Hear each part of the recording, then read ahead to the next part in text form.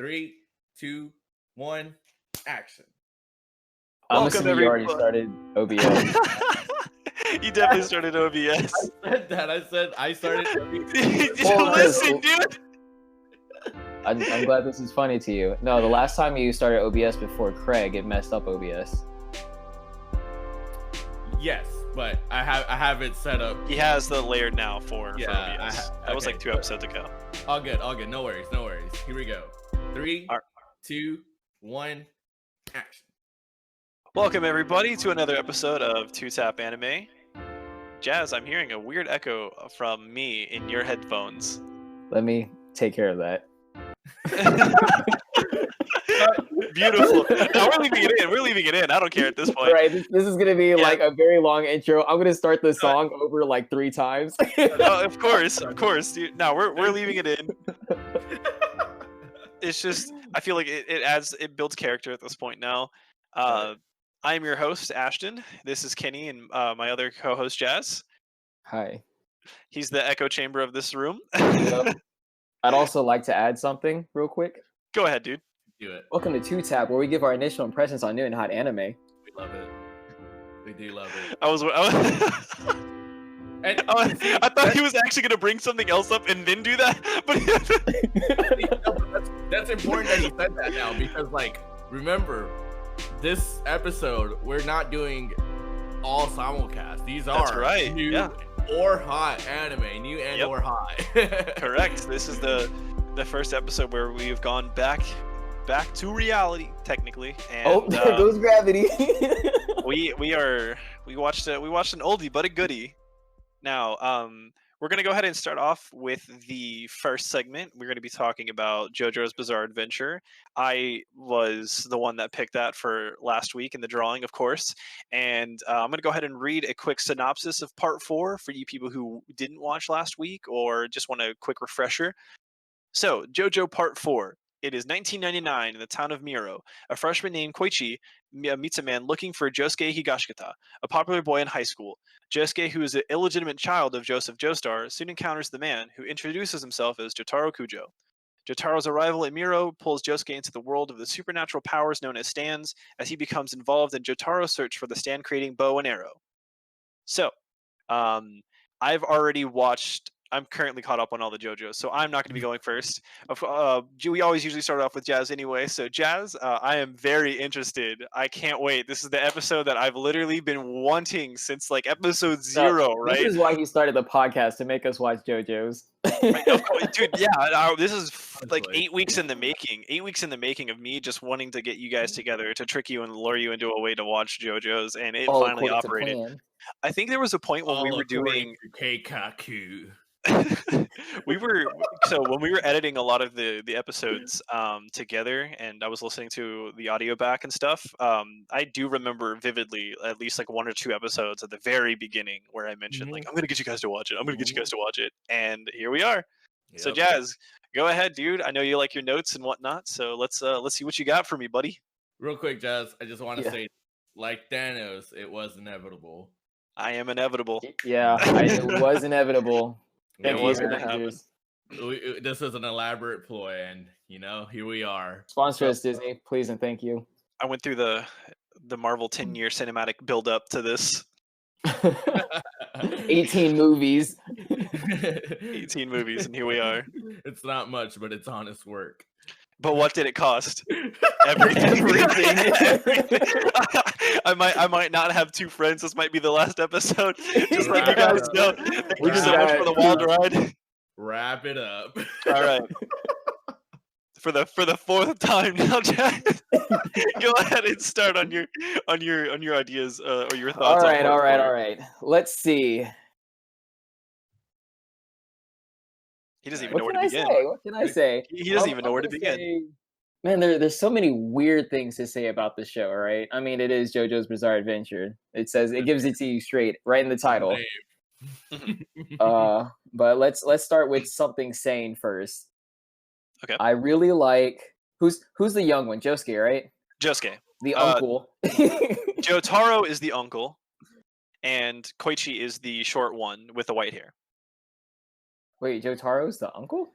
Jotaro is technically Jotaro is technically his uncle. Yes. No, the high schooler is the uncle. Oh yes. I'm sorry. My bad. Yeah, you're correct. My bad. I'm sorry. Who is this guy? He doesn't even know his own show. Yeah, don't even know my own show, dude. I'm leaving. I mean, I was Bye, meaning nephew. Bye.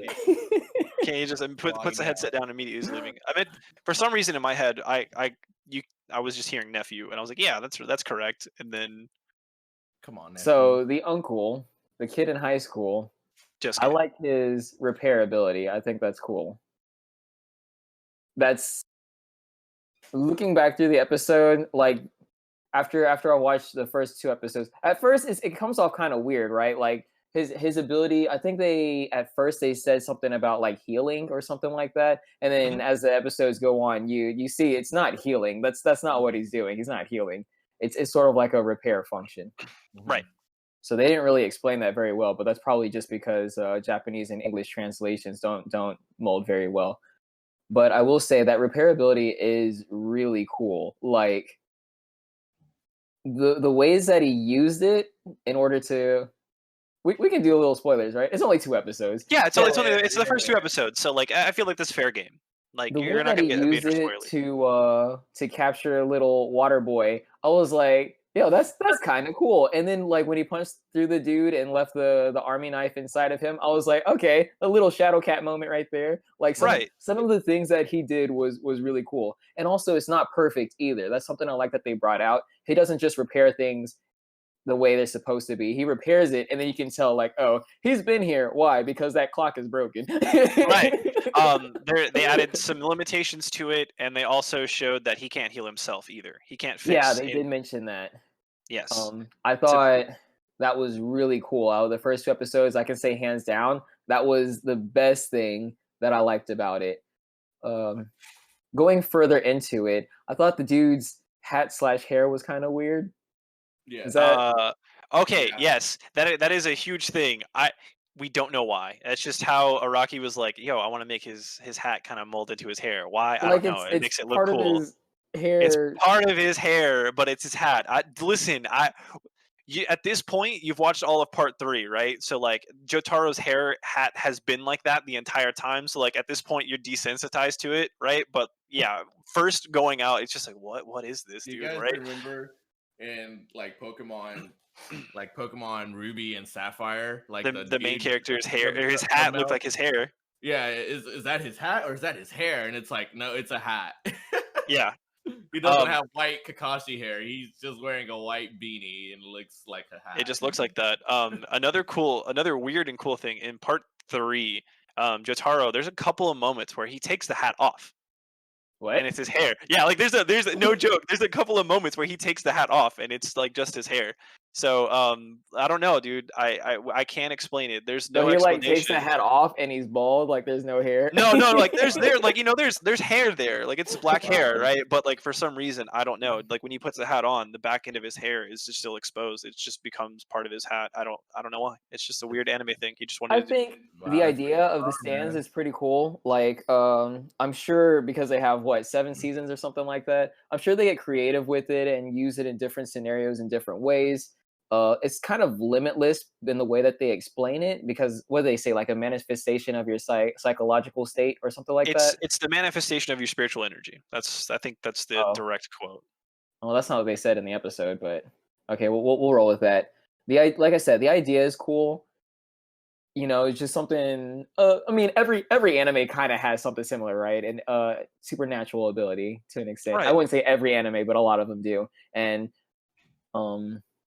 I'm not against the fact that other people who aren't stand users can't see it. It makes it a little bit more special. I have a feeling that everyone in the universe has it, just like when we were watching the Lelouch show. What is it called? Code Geass. You know, you watch season 1 and you think that Geass is like super special, super rare. Only a select few people have it. And then in season 2, you realize everyone has it. Yeah. I feel like that's what this becomes. Everyone has one of those, even though they make it super special right now, but in the future it turns out not to be so special. Mm-hmm. Wow. I do have a really big argument. I would have a really big argument against the universe laws with the stands, right? Okay. They, like I said, they didn't explain it a lot, so that leaves it open to a lot of like limitlessness. Mm-hmm. But just to pick on a specific category, this dude has a stand that moves through water, right? Correct. I didn't have anything. I mean, I understood that it moves through water. There's no problem with that. But diving into that, you can take it to certain different levels, right? The ability to move through water, the ability to manipulate water, the ability to like, I don't know, take the essence of water per se, like a Logia type. I don't know if anyone is familiar with that. Anyways, there's like different levels of anime podcast. There's different levels of like water type things, right? This guy took it to the extent where he's not even water bending anymore. It's just straight mind control. He filled a pot with water and turned the stove on. Like he plugged in a steam machine and turned it on. He turned the showers on, the sinks. Like that's not even, no matter how much water bending you can do, you can't do that. That's mind control at that point. No, he broke into the house. No, he didn't. He was outside. He was in a tree. Right, but there was a point when they were outside. He broke in. I'm pretty sure. Even still, stands can like they can touch physical objects. I also have some nitpicks. Don't worry. Well, if the stand moves through water, right? So if it wasn't already set up, he can't move to set it up. Listen, man, there are minor plot holes. It's one of those things you just turn your head off, man. Like, I mean, that's kind of major. That's not minor. That's kind of major. He was straight mind bending the whole house, basically. I don't. Yeah, this is what he's doing from the tree. It's a remote controlled stand. They go in depth with that. That's all I can say. It's a it's. I get it. Like this is. Cool I was expecting this. Like, completely honest. Like, you guys definitely look way more into things than I do, right? I mean, granted, there are some moments, especially in JoJo's, that like even it takes me out sometimes, right? And I get that, and I knew that was going to happen potentially with you guys, right? But yeah, you keep going, man. I like the lethality of his stand. He enters the body and basically like he can manipulate the body itself, kind of like a mind control, but not actually controlling the mind. It's more like controlling the body, and also he can just off someone like he did with the grandfather. Yeah, the grandfather. He was a grandfather who was a cop that arrested him. That's, I don't want to say cool because it's not cool that he died, but I think that's falls in line with his character, right? He's a bad guy. He's got this really lethal stand. That's cool. He's like worse than a bad guy. He's like a really the music was person. I would say different. Like normally when you watch anime, you expect like I don't know, like anime music. You know what I mean? There's a genre, anime music. Anime music, background anime music, or whatever. It didn't feel like that. Like if I had to compare it to something, I'd say on terms of like Cowboy Bebop. You know what I mean? Like it's not anime music. It's just it's music. Yeah, it's music. Yeah, music. It's not. So I'll quickly say something here. I'll put a quick 2 cents. The only thing I knew 2 things about JoJo's: the music and the art style. That's it. That's all I knew. Yeah. You watch it, you become super buff and got like really dark shading on your face. Oh yeah. So that's what happened, huh? Mm-hmm. Yeah, that's what happened. Yeah, my lower half's covered. I'm actually too big for my chair now and I'm stuck, but you guys can't see how ripped I am from watching like literal years of JoJo's. I was gonna say, you see your friend that you haven't seen in a while and he's like, oh, I see you've been watching JoJo's. It's like, what makes you think that? He like turns like, oh, you're approaching me. Like fucking sound effects in the background. Yeah, the menacing like giant kanji come across the screen. Like There were some points in there, but if I'm being honest, this is gonna be like a clear cut, straight to the point. I don't have any major flaws with the show, right? It didn't mess up in a big way. I just wasn't having fun. Yeah. Oh wow. Okay. I would say maybe this wasn't the best start. I'm gonna give it the benefit of the doubt. The reason I say that is because it was really hard to watch with this bad guy specifically. There's just something about, a guy eating a live dog that doesn't sit well with me. The dude, the Yeah, for context, guy, he's just, so this is something that like Araki does with like, first off, he hates dogs apparently. No, I'm kidding. No, he doesn't hate dogs. I'm just, like in JoJo's, like dogs are always just like killed. It's fucking weird. Well, but that may be a human thing too, like where it's like, oh, dogs, they love dogs. Well, it's just off the dog. I think honestly what it is. So like when he goes to a villain, right? He does, in a weird way, he doesn't want you to sympathize with them, right? He wants you to completely understand and like be completely valid that something terrible should happen to this guy because they are absolutely terrible people to begin with, right? There's like no redeeming qualities about that guy at all, like to begin with at all. Like that dude literally was mission accomplished because watching him rape some kids was also not easy to watch. Trigger warning. Yeah. I don't think they showed anything specifically, but they did show like some mosaics of like, so they did go into the background of it. So what they showed was kind of just like a still image of like them just dead, right? It wasn't like like fucking balls deep in them or anything. It was just. It was like he was holding the kid down. Oh, okay. We're just. That was with the girl in the park. They showed a mosaic of him on top of this girl, and then they showed with the kids. It was just like them into like silhouettes in the like warehouse, and then the reason they showed that it was because it was like trigger warning type of stuff like that. I just like block it out of my head. I'm like, I don't want that in my memory. For me, like they went really dark on this main like antagonist, right? It was like they really wanted to hammer the idea that this guy was bad. I don't think they needed to go that far. I agree with you. But I like I said, I think they just really wanted to cement the fact that this guy was terrible and they needed to get rid of him. Yeah, I mean, they did that. I did want to get rid of him, but also it just makes the show makes me not want to watch it. Yeah, it makes it much harder to watch. Definitely. Okay. Is there anything else that you would like to add? That's pretty much the major points. I can throw stuff here and there whenever Kenny's talking, but that's pretty much what I had to say. Okay. Well, like I said, I don't want this to just sound like a very negative review. There were things to like about it, and I'm going to give it the benefit of the doubt. But this was not the episode I wanted to start on. Yeah, I honestly didn't. I completely forgot how dark those first two episodes were.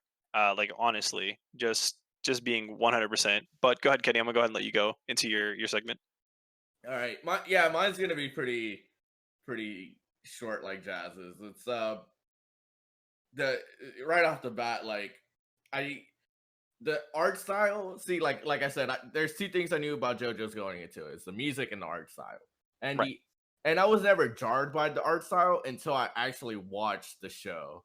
Like when I was watching the show, I was like, it felt like I was like in a trip, like in a psychedelic trip. There were so many colors, which is great. I actually really did enjoy how colorful the whole show was. That's like there was a lot of colors in the show. If you like colors, I guess watch JoJo's. But if you like not seeing kids get fucking mutilated, maybe don't watch JoJo's. Yeah. I think something that is another really cool thing that I enjoy about the series, right, is the fact that he doesn't, the creator or the studio, the animation studio, like they all kind of like really perfectly encapsulated the weird color palette that the creator uses. Because like I don't know, there's a lot of like bland and like normal and realistic colors that most like anime and traditional things will follow, right? When was the last time you saw like vivid yellows or greens or purples in like an anime, right? Like, I mean, out like in the atmosphere, not just like with people, but I'm talking like in the atmosphere, right? The atmosphere, like of the show itself. Yeah. So it's like he'll make buildings tan. He'll make, or I mean, that's not too crazy, but like, he'll make buildings pink and purple. There'll be a shot where he'll invert the colors for everyone, right? Where like everyone's skin color will be pink and their hair will be yellow, right? Or like, you know, he's not afraid to like mess around with weird colors for not just people, but the atmosphere in general. And I like that a lot. Yeah. So, and then I mean, there's like little things here and there, but it was, while the bad guy, he was like a really, really fucked up person. I did like his ability. Like, what's that? The stand, right? Yeah, his stand. Okay, so his stand was cool. I did like his ability, to manipulate like water and shit. It was weird because like I don't like. It was just funny that the kid decided to put the fucking thing in the liquor bottle, because I was like, as soon as that happened, I was like, I bet someone's gonna drink out of that. Like, as soon as it happened, I was like, no, wait, hold on. That was really cool. I know I brought it up earlier, but like he like stuck the thing through his mom and then reversed it and caught the stand in the bottle. Like that was really cool. Yeah. That was cool. I thought I was like everything he did for the mom and putting it in the bottle, I was like, that's dope. I thought that was super cool. And then like when he set down the bottle, right? It like zooms in and it's like, oh yeah, someone's about to drink out of that thing and it's fucking game over. Yeah, and sure enough, the grandfather drinks out of it, and he kills him. Grandpappy gets home, a long day of work. He cracks open a cold one, and he's out cold, baby. Yeah. So I'll tell you this, Ashton. Yeah. I'll tell you this. It was super fucking hard to watch. It was kind of a slog, but it did have redeeming qualities all over the place. It really did. Yeah. I think so. For me, it would have been a definite yes to at least continue a little bit more if the antagonist wasn't as fucked up as he was. Right now, I am gonna watch 2 more episodes. Right, I am gonna give it a couple more because I'm interested. Right, but if it's still as dark as like those first 2 episodes were, I'm probably out. Like it's cool to be dark. I like dark shit, but that's way too way too much. Like I said, I completely forgot about how like.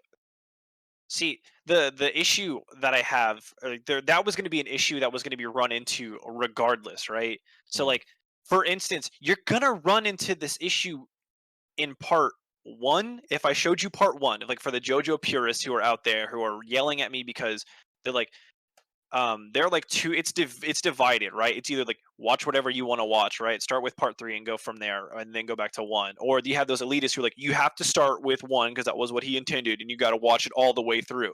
And be completely honest, there are parts 1 and 2 when you compare them to 3, 4, 5 and all, like they're not as good, and they're really a slow burners, man. Like I honestly don't feel like I would have pushed through JoJo's had I not been stuck with it like on or on spring break, right? I think there was like, I had the episodes downloaded, or not downloaded, but I was watching it on Crunchyroll, and there's nothing else that I was watching at that point. Let them know, buddy. But give it to him. I feel like themes like that, I'm not saying that you would be desensitized to them, right? Mm-hmm. But I feel like had you gone to that point, had you made it all the way to part 4, right? You would have seen similar themes like that earlier, so it wouldn't be as jarring. I'm not saying it's not going to take you away, but like I'm not saying like you would be expecting it, right? But in a weird way, you kind of are. Right? Like it would, it wouldn't have been as big of a shock as it was. I know what you're saying. It's just because like I'm gonna be like, this is a spoiler alert for part 1, right? Like the reason they make Dio's a hated character, right, is because they literally make Dio do the absolute worst things to the first JoJo, right? Like I'm talking, he beats him up. He steals his girl. He starts rumors. He kills his dog. Like he like does all these terrible things, right? For you, like, why is this guy like this? The only bad thing I heard was that he killed his dog. I mean, he stole his girl. I mean, shit, you should have fucking held on to her tighter. I don't know, buddy. Well, when I say he steal, like it's a whole thing. Like he kidnapped her. He kind of assaulted her. Like he kissed he forced himself on her, and like your first kiss wasn't with JoJo, like it was with me. Like that was where that whole like it was me, Dio, like that whole scene, like that's so I'm saying like at this point you would have already seen themes like that already. So it was just like he flirted it with her and he was like, yo, leave me. Right, yeah, that's come with a real man, That like, yeah, okay, whatever. Granted, I do. there's one like type of thing that I can think of like way later on in the show, like one specific thing that I know is like really dark, right? Mhm. And that's the main antagonist of part 4. But honestly, I don't think he was as bad as this first guy. I really don't. Right, you know, I don't want. I'm not spoiling anything, right? But like, all I can say is I'm gonna watch it a little bit more because it caught my interest. It's done the bare minimum of catching my interest, and also Rent a Girlfriend and Snafu are everything else is finished. Everything else is finished, right? He's like, I gotta watch something. I gotta watch something. I gotta put something on my plate. Right. So I mean, obviously, it's going to be hard for me to. So going back and watching these 2 episodes, that was another thing that I noticed. Right, it was just how dark this antagonist was. But for me at this point, it wasn't as, like I said, it wasn't as jarring. Like it still was like, God, did they really need to go this far? Right? Yeah, it didn't throw you off like you thought it. Yeah, like it threw us off. Excuse me. Something that I knew Jazz was going to have issues with the water stand, because I had issues with the water stand, like in the household, right? But however, the action segments with Josuke and Jotaro, right? Those are phenomenal. Like I feel like you guys had already touched on it, right? Like that was something that I was like, okay, I really hope that this house segment, right, and them fighting and Josuke using his stand and them like explaining it like enough, right? Because they're gonna explain more, but you'd have to watch a show to kind of to figure that out. I'm a little biased, right? But like I feel like they did a semi decent job of explaining things for the first 2 episodes, right? It's starting to kind of get into God of High School territory, right? Now that I'm going back and looking at it, like they need to explain a little bit more. But that fight segment with the water stand and with Josuke using his ability on like the bullies, on his mom, on on the guy at the very end, right? That's some of the stuff that really like highlights why I like that part, right? It's like the creative ways that the main character will use his stand. Josuke is just he's really ingenious when he comes to using that stand. There's the possibilities are like in a weird way unlimited, even though it's a very limited stand, right? Like you fix things, great, big whoop. But like how he uses it is really ingenious. Like the glove, like you mentioned, right? He knew that the guy was going to bloodbend him, right? And his whole goal was to get inside of him so he could bloodbend and make him kill himself, right? He knew that, so he was like, all right, I'm going to eat the part of this glove and keep the glove on the outside and fix it. That way, like I trap him and pull him out. It's like things that you don't really kind of think of, or it's creative like that, and I like that a lot. The action segments are really what pull me in. Like these fight scenes are like just phenomenal. How they go about building up to that is a bit, as I dare say, bizarre. It was a pretty bizarre. I did enjoy like the segment where Josuke tried to fight the nephew. Who was his name? Jotaro. So Josuke tried to fight Jotaro. He didn't even say anything about his hair, but he was like, "What did you say about my hair?" And this is like, while this is happening, those 3 girls had just walked up, and they're like, "Oh my God, Josuke!" Right? And then they're like, "Oh, he's mad, and you about to get whooped," like that kind of stuff. And then Jotaro does his thing and like pushes Josuke down, and looks at the girls and said, "Girls are annoying," and they were like, "Oh my God." So it's like there's another part that I liked was when Josuke's mom was like walking home and that dude's like trying to pick her up. Oh yes, let's go, dude. Josuke's mom gets catcalled. Yeah, she goes up to him, grabs him by the fucking head, and just slams him into the fucking, because like it's a convertible, right? She just slams him into the fucking like where the window would be up. Would be, yeah. And I was like, dude, that's great. I wish more girls would do that. Fuck yeah. Like, yeah, this dude's like, stop catcalling. That's not a thing that should be happening.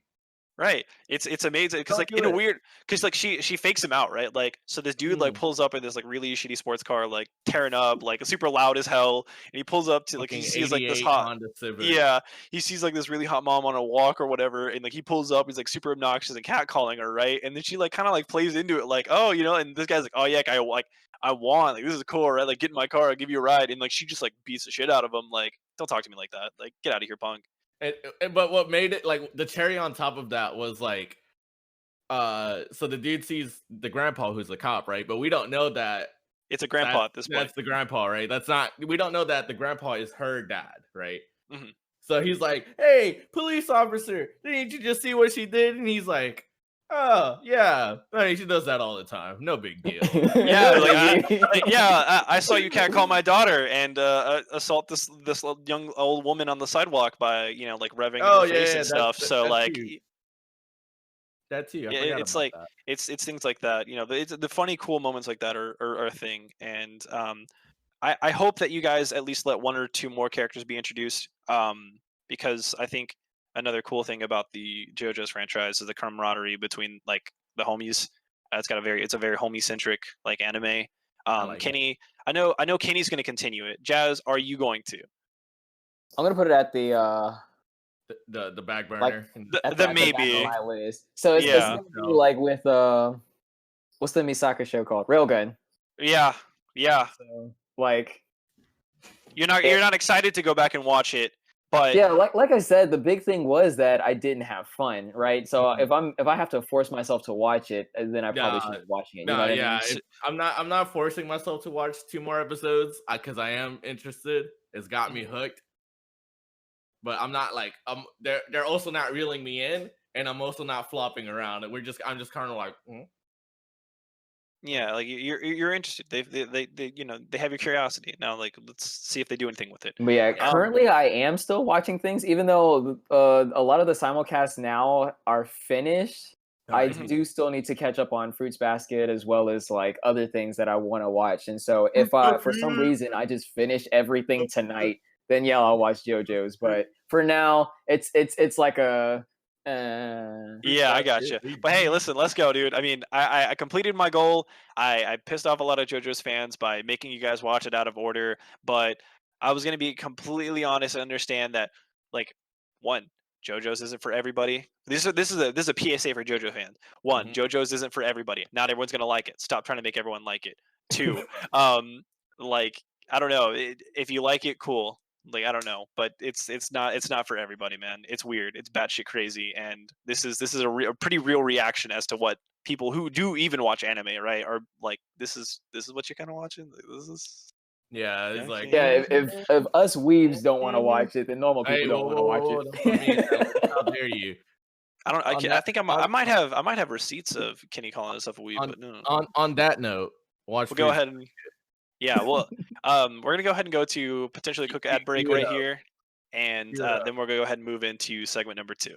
Not a single ad can stand up to this. Hey guys, this episode is sponsored by Anchor.fm. You don't know what that is? You do now. Anchor is the easiest way to make a podcast. In fact, we use it for this one. They let you record and edit with many helpful tools right from your computer and phone. Personally, I like that Anchor distributes your podcast to all the big streaming platforms like Spotify, Apple Podcasts, and even Google Podcasts. So you can leave all the hard work to them and have more time to catch up with the waifus. Lastly, for all you business tycoons out there, you can make money from your own podcast. It's all you need to get started making it in one place. So grab your friends and download the free Anchor app or go to anchor.fm to get started. That is ANCHOR.FM.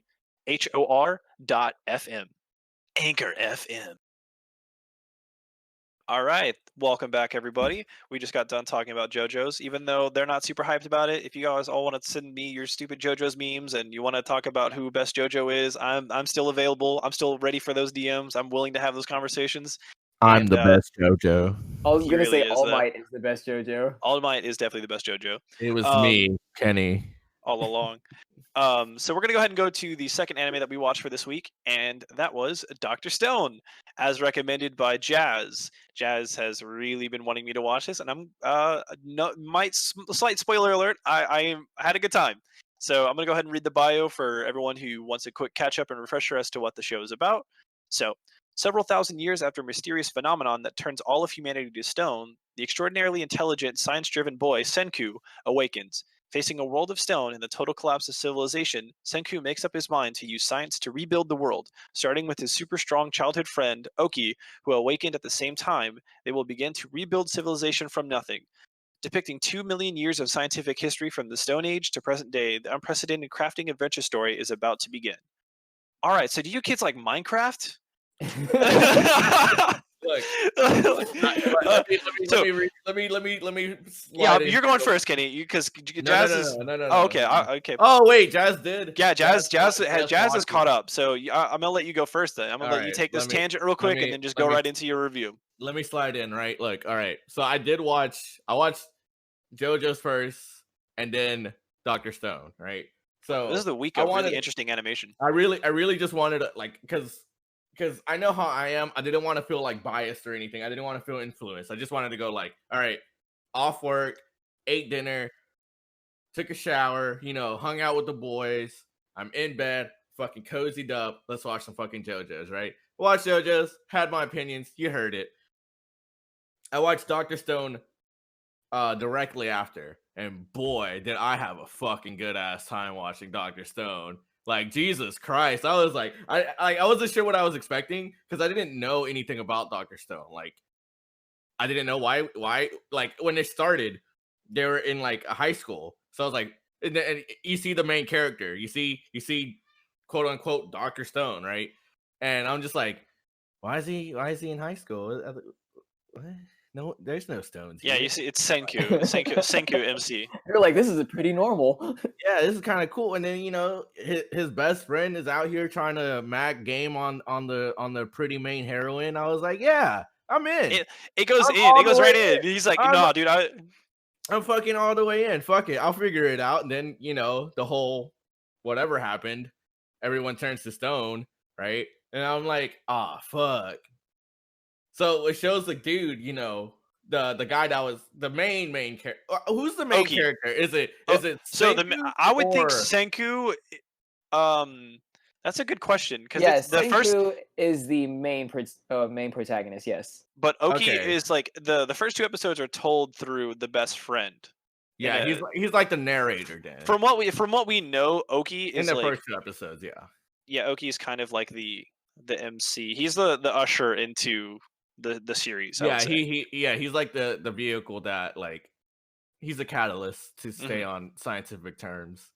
Because I think a story or the introduction through Senku's eyes would probably not be as interesting.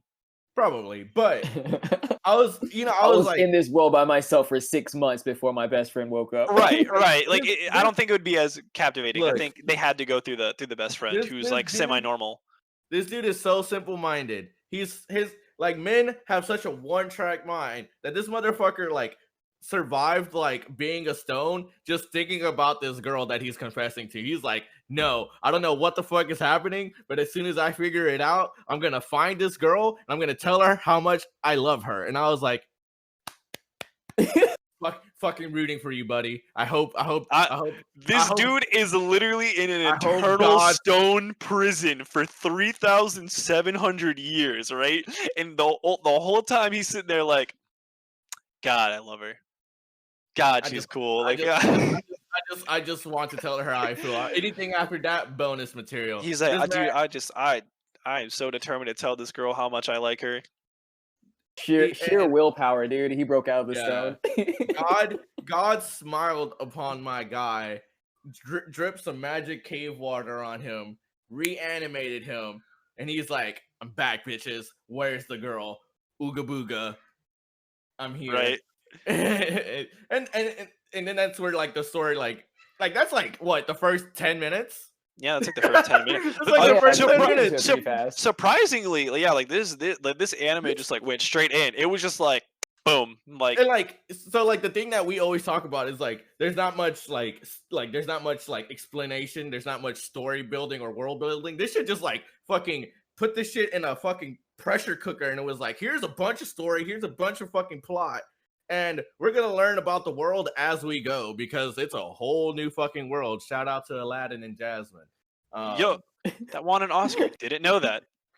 But today, don't you dare close your eyes. So, and like, I'm not gonna go into any details about it. Like, the art style is really cool, the animation is really cool, the two main characters, and eventually the third guy that they bring out, the long-haired dude. I think it is Tsukasa. Tsukasa, yes. Tsukasa. Yeah, they called him like the world's strongest primate or something in the high school or whatever. Yeah, but he's the god of high school. Yeah, he's like the god of high school. He's like the badass of their high school or whatever. And the three of them, like, but at the end of the 2 episodes, like the 3 of them are reanimated. They're out of their stone prison, and they're like super interesting characters. Like I was like this guy's like a simple-minded, like the muscle, yeah. And it's like I love him. I want him to succeed in every endeavor in his life. Literally in the first 2 episodes, I'm rooting for him. The other guy, Senku, he's the brains of the operation, but this motherfucker is like on a whole other level. He's like if Saitama from One Punch Man, if his superpower is like that one punch ability, right? Fucking Senku's ability is like, I have the encyclopedic knowledge of fucking science in my head. I'm OP, but in a different way. And I was like, even when he's not OP, he's like pulling. Sorry, I hate to interrupt. He's like pulling from knowledge from previous things. He's like, okay, well, I don't know how to do this, right? But I do know how to get to a process of it, or how the process works, right? To get to it. He knows how to use fucking derivatives, is what you're saying. He knows and integrals. Yeah, he can use the scientific method to figure out how something operates. That way, he can learn how to recreate it or something. Like not knowing about something won't discourage him. This show isn't like a smart show in the sense that it's like Big Bang Theory. Like, oh, I know rocket science. It's like I know science to a certain level, and I'm gonna apply that knowledge as much as I can to get civilization back on track. Like, and it's not like overly complicated where it's like, oh, I don't know what the fuck he's talking about, because they do a really great job of explaining it, like really like simply, like, hey, I'm gonna make salt. A lot of it has to do with the best friend, right? Because he's simple-minded. So if Senku does say something that the normal audience wouldn't get, he'll be like, oh, right, I gotta explain this in layman's term, right? But that's kind of directed. That's a huge point. Audience, but not directly at them, if that makes sense. So it's like saying, no, you're not dumb. He's dumb. I'm explaining it for him so you can understand. Yeah, like right. Like he's that's what the first 2 episodes they use Oki as like a catalyst for not only the story, right, for you to get invested with these characters, but also as a catalyst to like how Senku operates, and like just Senku in general, right? So yeah, I agree with you. Yeah, it's a huge plus. Like I said, it's different. I'm rooting for them. I hope they bring back civilization. Like whatever. Like I like them. I thought I would be more off put by Senku's design as a character, but I'm like, no, I'm in. I bought in super quickly. I'm not phased at all by the dude's like onion colored hair. Like it's fine. I love it actually. More onions. And in a weird way, it kind of grows on you. It grew on me pretty quickly. So yeah. And the last thing I want to say is I enjoyed those first 2 episodes so much that I forgot I was doing it for this podcast, and I kept watching. I like watched like halfway through the 3rd episode, and I was like, oh wait, fuck. I gotta pull back. Like if you pull up Crunchyroll right now, you'll see episode 3 like halfway there, and I'm like, wait. I was like, wait, this isn't episode 2 anymore. Yeah, there was the 3rd intro song. What? So needless to say, I've somehow already continued it.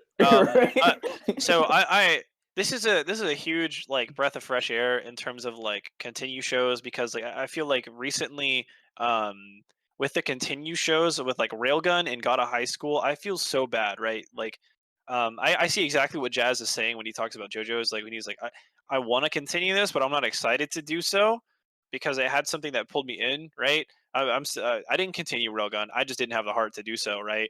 And same with God of High School. I had to take a break from that, dude. Like my brain still like hurts from just like ranting on that. And then God of High School came up, or God of High School, Dr. Stone came up, and I watched those first 2 episodes, and I'm with Kenny. Like I was on board immediately just because like the chemistry between it was believable that Senku and Oki were like could be friends, right? It was believable that like they had that interaction between them, right? It was believable, like how Oki was determined. It was believable, like how much this guy knew, and because it showed him not knowing everything. And then something else is like the world building in a weird way. It's like they don't have to do too much of it, right? Because it's technically like our world, right? But it's pre-civilization now because like everything's kind of like gone back to like nature, full nature, right? So they don't have to explain too much about that, right? And on top of that, like the characters are also learning more about the world with us, so like that's why I feel it's like sort of justified, right? um and the intro kind of weird at the beginning, but it kind of picks up towards the end, and then it's like over. I don't know. Is that just me, or I don't know? I feel like the intro kind of has like a weird start, but like halfway through it, I'm like, I'm starting to like it, I'll I say guess. that being caught up in everything, the intros and outros are not good, but by the time you get to the end of the season, it's like, yeah, I like it. In a weird way, it kind of like I don't know. The outro was pretty cool, like the way it was animated and stuff, like with the whole like people walking through the streets and stuff and with that weird filter. That was cool. I just thought it was aesthetically pleasing, but I don't know if I remembered it like actually being sounding cool. I don't remember what it sounded like, so I think that should answer your question. I don't. It wasn't good. It wasn't bad. It was just kind of there. Um, It I don't wasn't think memorable. this isn't going to be the intro song that you're singing at karaoke, right? It's just kind of there. Well, now I'm gonna do it because you said that. Yeah. Uh, However, this is something that I thought was. I'm going to give like a negative, and I'm going to give a positive. I have To no like the okay. negatives. So the negative for me, the dude taking out the lion. I'm still a bit jarred from that. I don't like I the dude I took bought out it. a lion with his bared hands, right? Okay, so first off, I bought it. so the first episode kind of takes you through like a little bit of a time skip, right? I mean, a little bit. I mean, 3,700 years, but then them being awakened in this world, right, for like 6 months, and that was the Senku developing like the serum to break people out of the stone, right? It takes him a long time to do it, right? To develop like one little cup of it to break out one person. So it's not something that he could do super rapidly. And they're gonna go like he lets Oki decide who he wants to break out, obviously knowing who he's gonna break out. It's this girl, right? But as they're going to break this girl out, they get chased by a lion and like some like cubs, right? Or not cubs, but Lionesses, like the a pride. lionesses, yeah, like a pride. They get chased by them, right? So they they're running with this girl's stone statue, and they're like, we can't lose him, even if we get to the fortress or whatever. We're not gonna be able to take him. Like we need somebody who can beat them up. And that's when they pull in Tsukasa. And Tsukasa immediately breaks out of the stone. Senku in Senku fashion immediately just debriefs this dude in a calm situation. And the guy's like, all right, I know what I must do. And he just bare knuckle brawls the fuck out of these lions, right? And I'm just like, all right. At least give the dude a spear. At least give this guy a weapon.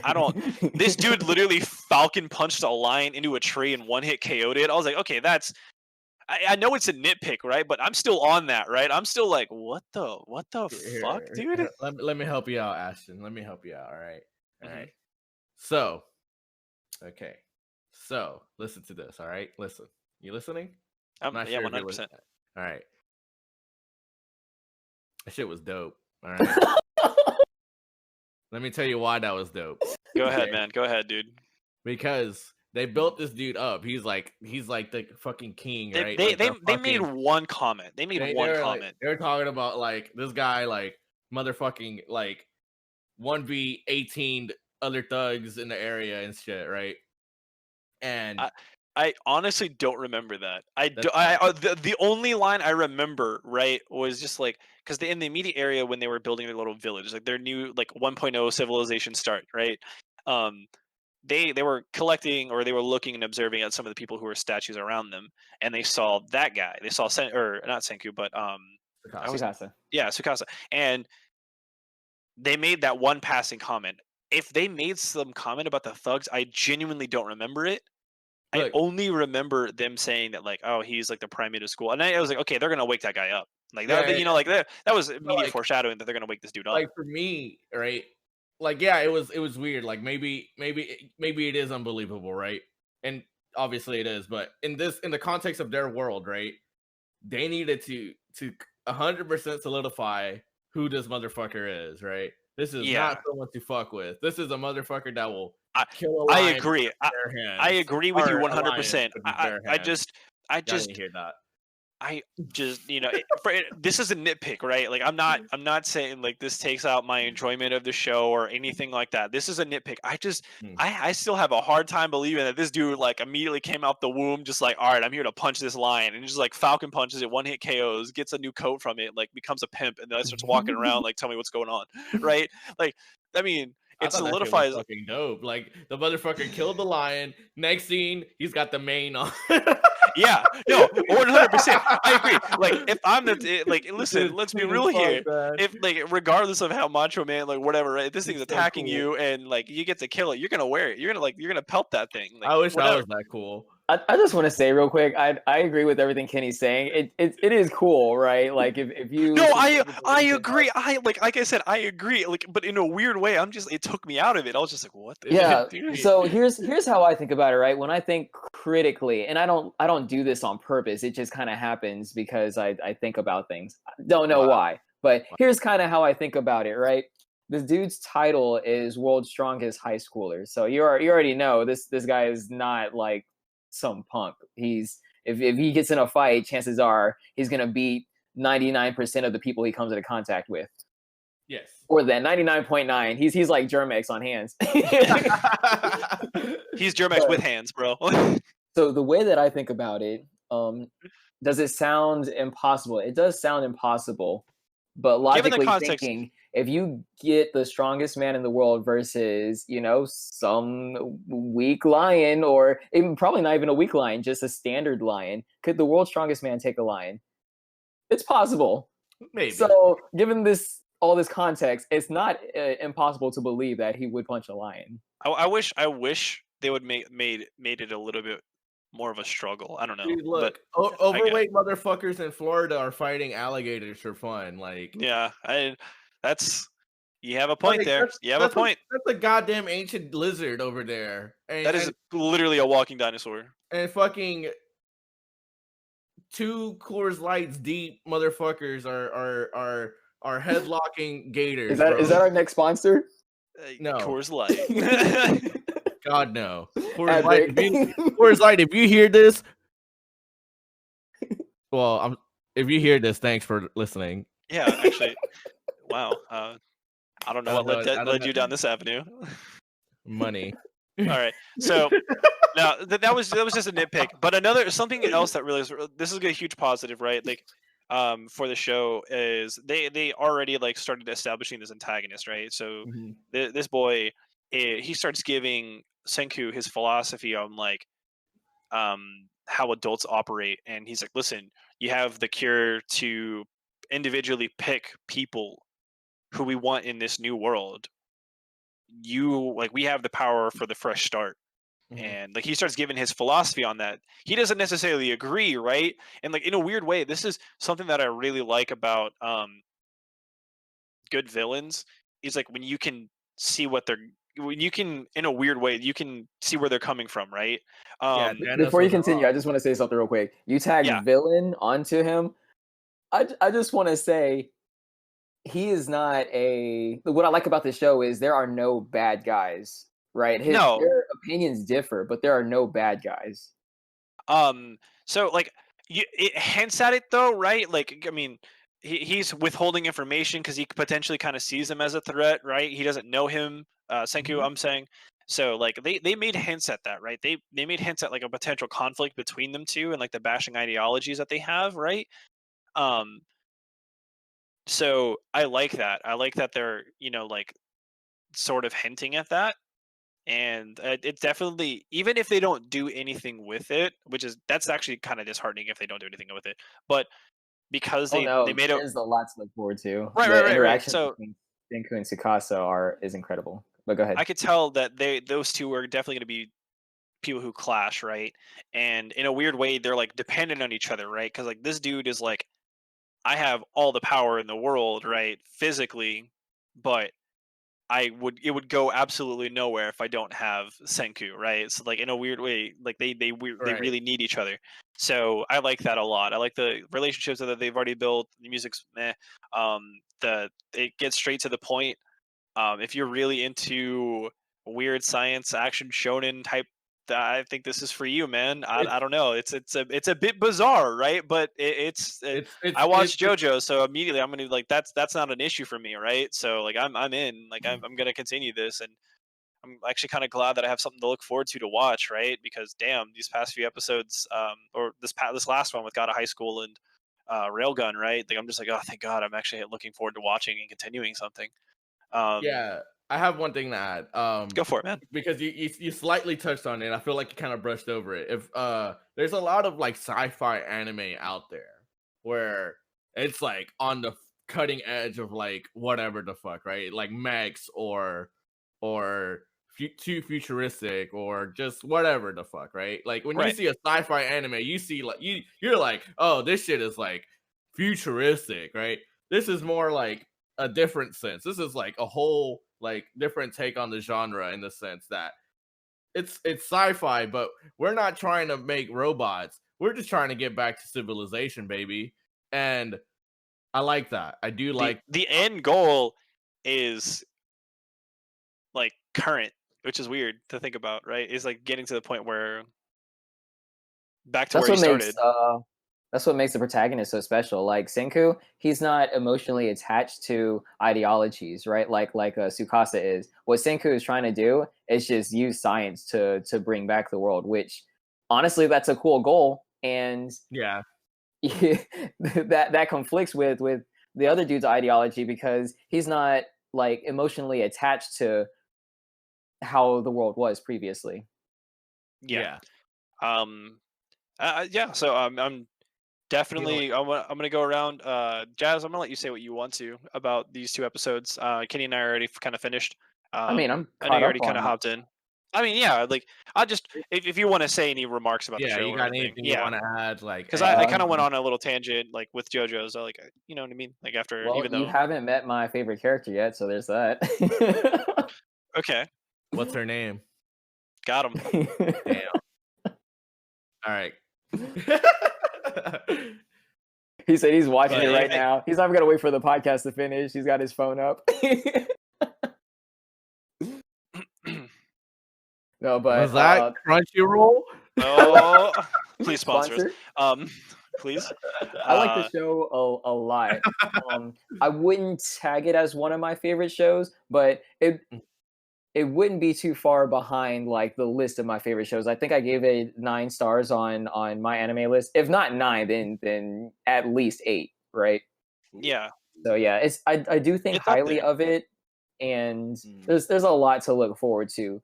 Most of the episodes kind of follow a theme.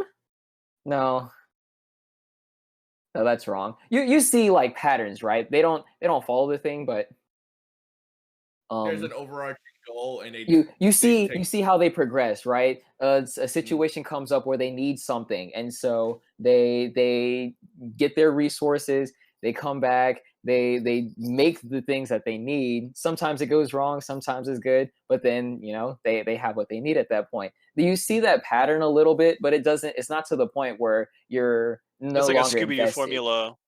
No, it's not. Like I said, it's not like that. It doesn't happen every episode, but you see it like throughout the season. It happens a number of times. Gotcha.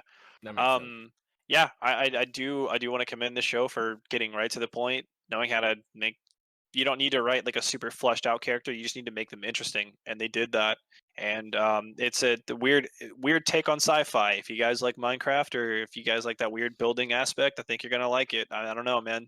It's really cool, and I'm definitely gonna continue it.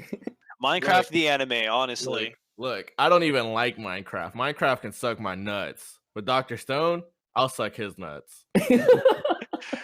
And on that note, we're gonna go ahead and go to our final segment of the podcast. We got 2 more segments. We got continued, and we got the drawing. Yeah. I completely forgot about that. Well, I mean, it's been a hot minute since we've recorded.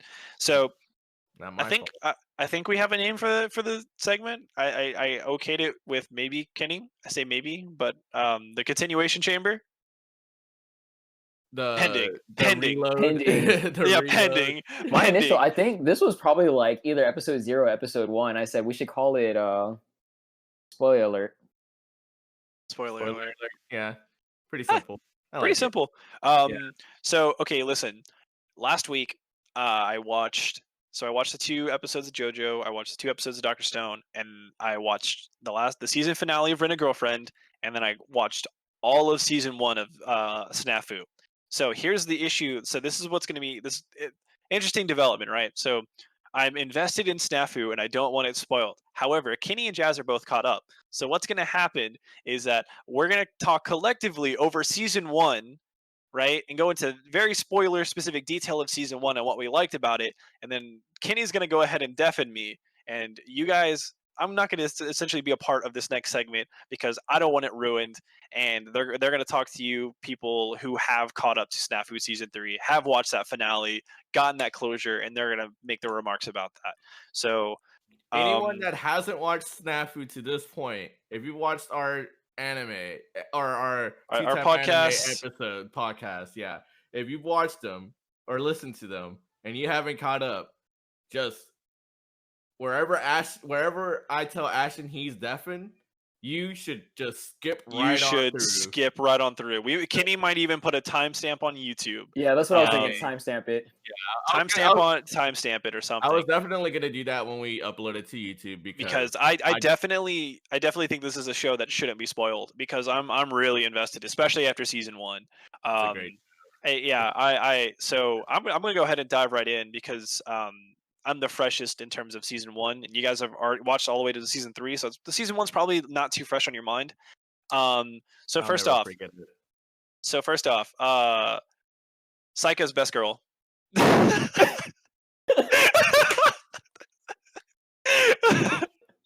What did I say? What did I say? Who was right? So I think you said that like in episode 2 or whatever, like when we were first getting into it. I said, when we first, so it was like episode 3 when we watched Rent a Girlfriend and Snafu for the first time, and I said there's a lot to like about the show. There's a lot of characters you haven't met yet, and at some point I said it's so good that best girl might not even be a girl. And jokes, here we are. Here we are. So here's no. I still think the teacher is best girl, but I really liked. I got things to say about that too. I really do like Saika. Like Saika as a character. Just the jokes that revolve around the character. How cool that character is really introduced. Like.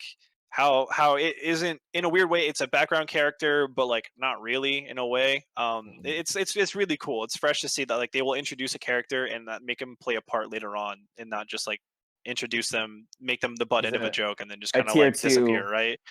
Yeah. Tier 2 like supporting character.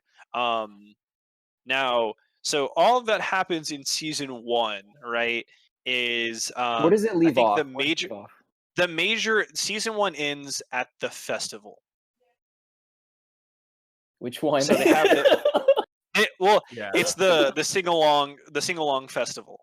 Oh yes. So the sing along festival where the so Yukino is not the chairman of the committee, but she's the vice chairman. Yeah, and they had a Hachiman on the top. Right, so the bro. So okay, so something that I really liked about Snafu, right? And you guys have mentioned it before in the past podcast episodes, but I definitely want to reiterate this, right? Is that granted the show has a strong hook on comedy for like the first season, right? Towards the end of season 1, you can start seeing them like going towards serious themes and serious like moments, right?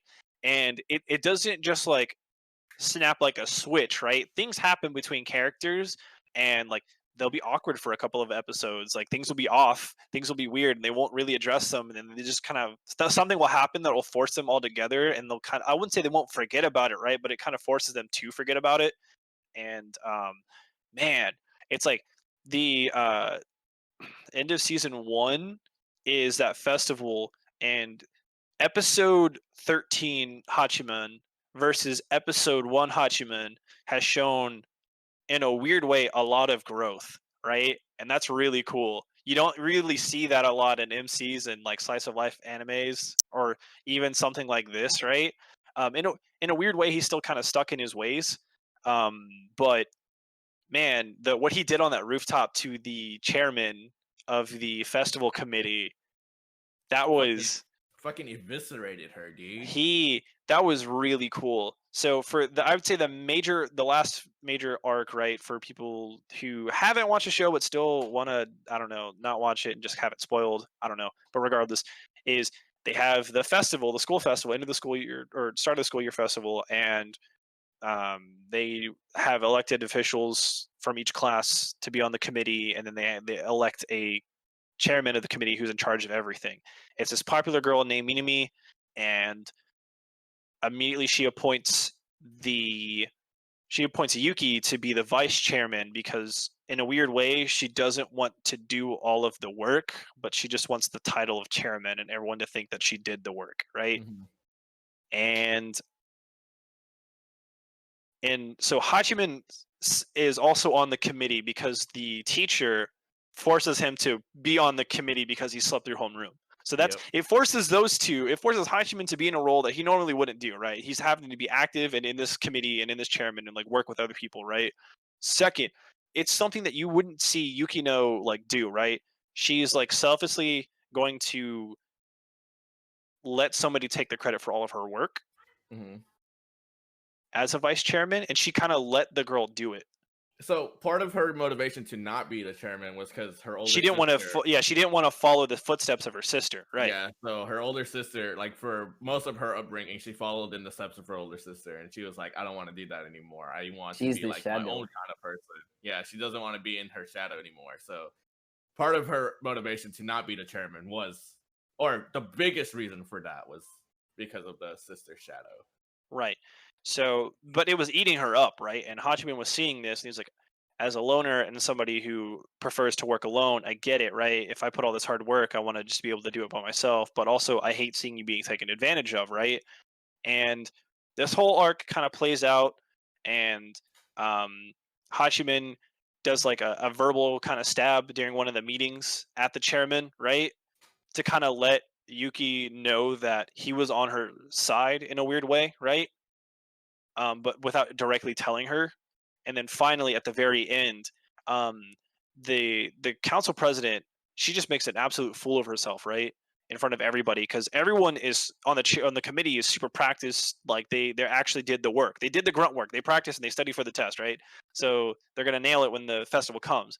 Meanwhile, this girl, she's literally just showing up to the meeting saying, "All right, good job, like you guys are doing great. Send all emails to Yuki, right?" And Hachi on the roof, the girl makes a big scene knowing that they're going to need her back, and they're going to tell her what she wants, and then she's going to get her way, right?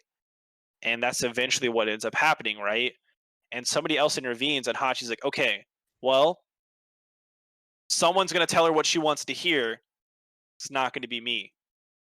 They're going to get her on that stage, and she's going to tell the results and do everything, right? But I'm going to call her out. I'm going to call her a piece of shit in front of everybody, and let it be known that I didn't just sit here and, dude, that was such a cool scene, man. Like just watching Hachiman just like go up and just, in a weird way, he knew he was going to ruin his reputation, right? He knew that he was, by him calling her out, that he was just going to. That's the whole point of his role, is like he can do stuff like that. He can do stuff like that, right? Exactly. So he was just like he knew that, like, even further, at this point, he was just going to ruin any perception, any positive glean that he might have gotten with some of the people that were around him, right? And even still, he was like, whatever, well, I'm just going to go for it. I'm just going to say what I need to say. And he does it, and he just, like, tears this new chairman a new one, and it's just phenomenal. Yeah. Like, he really lays it on her, and there's another character, Hayama, that's like the super popular dude. Every girl wants him. Every guy wants to be him kind of character, right? And he's up there on that rooftop scene as well. And he just fucking slams Hachiman. Like this is the first time you really see him lose his cool like that. Just that's another huge moment. Like grabs him like fucking shirt, slams him into the fucking wall, and he's like, you better stop." And then I was like, that was the cool part for me. Yeah, that was like, okay, they're showing that Hayama isn't just this pretty boy. Like he's not a robot. Yeah, he's not just this pretty boy character. Like there's layers to him, and there's gonna be layers to other characters as we see later on in the show that can't just put these characters in a one size fits all kind of box. It's like there's stakes. There's some substance there. Not only that, but I also like that Yuki is growing as a character, right? She like isn't wanting to be a puppet of her sister. Then you also see that she really hates asking for help, right? And we're starting to see her do that towards the end of the season, like where she's not going all out, right, and like asking people to like, she's not being trustworthy of people, but she's like letting that slowly go with Yui and Hachiman, right? Slowly. That's really cool to see her kind of grow as a character. Not only that, but like they're also kind of hinting with Yui having a thing for Hachiman. Like there's a little bit of that going on. There's a little bit of a subplot. Like they have a feeling that like Yui's always trying to be alone with him. She's trying to go to the festivals. She's trying to it's all these like little hints, and I'm like, are they gonna do something with that? Is it okay? Cool. So yeah, I don't know. I had a good overall first season. It's really hooked me in with how these characters interact, with how different they are, and how well they mesh together because they're so different. And yeah, I'm gonna let you guys talk about the season finale now. So Kenny, go ahead and mute the hell out of me. We didn't even talk about season 1. It was all you. It was all me, dude. Well, like you guys to like mute then. That's fine. We're gonna do the spoiler heavy stuff, but I want to say this to Ashton before we go on, and this is like, to anyone that's still sticking around and hasn't like fast forwarded, right? It's the show builds on that first season really, really well. Like the foundation of Snafu is the most solid foundation I've seen in any show, right?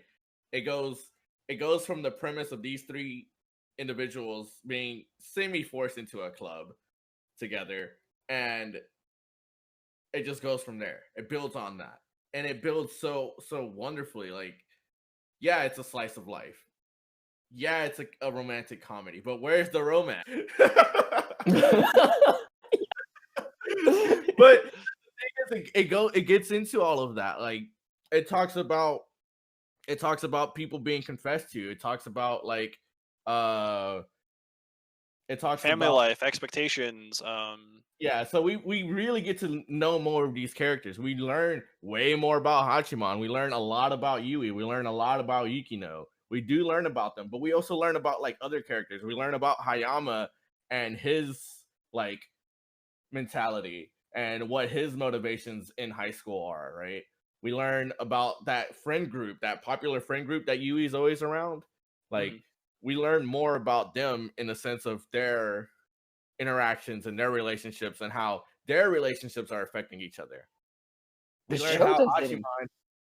I was gonna say the show does an incredible job about the character interactions, right? I think you learn more about the universe by what they do amongst each other than just what it says. So it doesn't need like a narrator or like the in your mind soliloquy type of thing, right? We don't need to hear their thoughts because you learn so much about them through their interactions. So, you know what I mean? Like you put certain elements together and then throw in this to see what happens. There's a lot of that going on in the show, and it just like makes the whole world real. You know what I mean? I could be in that world. Yeah. A perfect example of that, right? Was going back to that character, it was Hayama, right? So like there's an episode where like there's this chainmail going around, right? And Hayama's like, "Hey, this chainmail that's going around is about my friends, and I don't like that, and I'm pretty sure like I don't know who it is. I don't care like of finding out who it is. I just want it to stop, right?" And so Hachiman is like then elected to like try to figure out and investigate and see like if we can figure out. Hachiman is like, "I'm pretty sure it's one of them, but we can't figure out who," right? Yeah. And towards the end of the episode, they're like, okay, well, we know how they interact, right? So hold on. We might not be able to out the person or figure out who it is, right? Because we can't get close. But if we just take away the source of the problem, then there you go. So they come to find out that Hayama is the reason for the conflict, right? So like the moment Hayama left, so it's like a group of 4 dudes, right? When they're all around each other, it's super buddy, they're all really cool with each other and like they're around. The moment Hayama leaves, these dudes like don't care for each other. They're on the phones. They don't give a shit. They're friends of friends. And Hachiman immediately notices that, right? That interaction between like all of them, and is immediately like, okay, well, you're the source of the problem. They want to work on a group project. The group project is with 3 people. So that's going to exclude one person. Don't be in their group. Yeah. Just don't do it. So you learn how like those popular kids interact. Like, you know who they are indebted to, I would say, right? And Dude, then Hayama's like the king of their class year or some shit. Like yeah. Hayama, he's very much the pretty boy, super popular, super athletic, like anime trope character, right? Oh yeah. But that's not all he is. There's more to him, and I like that. I do like that. And I like that for a lot of different characters. A lot of different characters have that, and I like that about them. All right, Jazz, is there anything you want to say about season 1? I mean, it was pretty much touched on. It's an incredible foundation. Like, you learn so much about the characters, and that's what really drives season 2 and season 3 is because you have that foundation. You know these characters because of all that incredible interaction that they had. Not to mention the comedy of the show, dude. Dude, the comedy of season 1, jokes will land, bro. It's the show never stops being funny. I just want to reiterate that before, because we're gonna go into some spoiler heavy stuff, and it's gonna be like way more serious. But the jokes never stop coming, and they're never not funny. They're slow down. I'll say that they slow down. They do slow down. They slow down. The frequency of them may be slow, but that doesn't mean that they don't hit. Yeah, like it's still funny. Like when they pivot into the joke, you're gonna laugh like 100% of the time. And if you don't, you're just not a human. I don't know what to tell you. I don't know what it is. Between like the joke that I like the most between the running joke that I like the most in season 1 is the Yukino forgetting or just like making a point that Hachiman's very forgettable. Mm-hmm. Like just like she'll constantly mess up his name. Like, you know, we were just on a committee. You said my name during roll. Like, you know, it's things like that, right? Or they're in the it's the festival, right? And it's like, all right, Hachiman, like, are you telling her to, you know, to wrap things up? Yeah, I'm telling her to wrap things up. Yeah, I don't see you. Are you even there at your post? Oh, come on. Like, no, you just blend in so well. I can't even notice. He's like, all right, let it go. And they're in a comms like headset with like 3 different departments, and like there's like at least 12 people wearing these headsets, right? And she's sitting here like bashing this dude about how forgettable he is, right? And everyone's like, hey, you're still in comms. We can hear you. Like, so it's the jokes like that, man. Like, that's my favorite running joke so far. And that also the the little junior camp that they had in the woods. You remember that? Yeah, that was right before the festival. So Yukino and Hachiman, coincidentally, both of them couldn't sleep at night, so they were just out in the woods, which is, you know, obviously it's going to be kind of creepy if anyone runs into you. And it just so happens they run into each other, and she goes, "Who's there?" And he was like, "It's Hachiman." And then she was like, "Who's there?" Who's there? Like, yeah. Dude, that's so good. You don't expect that joke to be put there. You just expect them to be like, "Oh, it's just you," or damn, whatever, kind of disappointing, right? No, she fucking who's there again? Who's there again? I was just like, oh my god, how these jokes land, man. That are like, oh, I love your costume, a zombie with the dead eyes. I mean, it really works. I haven't put on a costume yet. It's things like that, man. It's just the character banter between all 3 of them is just, it's so good, and I can't wait for season 2, and I recommend it. All right, I recommend you watch season 2 and then watch. Go ahead and mute me, boys. I'm in the echo chamber now. It's about to get all right. So that everyone that doesn't know Discord, there's like a little icon in this little corner here where Ashton's thing is. That's a deafen feature, and he I can't have hear him us. server deafened. He can still chime in, and he'll be like, "Yo, I'm gonna go take a shit or something," but he can't hear us. So, Jazz, let's talk about it. Yo, do you want to talk about season 2, or do you just want to talk about the finale? let's go straight to the finale, dude. Let's go. Let's go, baby. I've watched a lot of anime. I've seen a lot of finales. Same. And this by far, well, I can't say by far. This is the most satisfying ending of a series that I've ever seen. Like, you can't watch this and not feel good. Like, if you're watching, I don't know. My brain is just solely on Snafu right now. I can't even think of anything else. But another anime that you like has just coming. That's right. So you're watching another anime that you like, right? It gets to the ending and you feel one of two things. You're like, dang, it's over. What do I do with my life? Or you go like, wow, that was a terrible ending. Why did it end like that? You always feel bad when a series ends. This was not like that, dude. You watch this and you are satisfied. It's like, yo, I love this.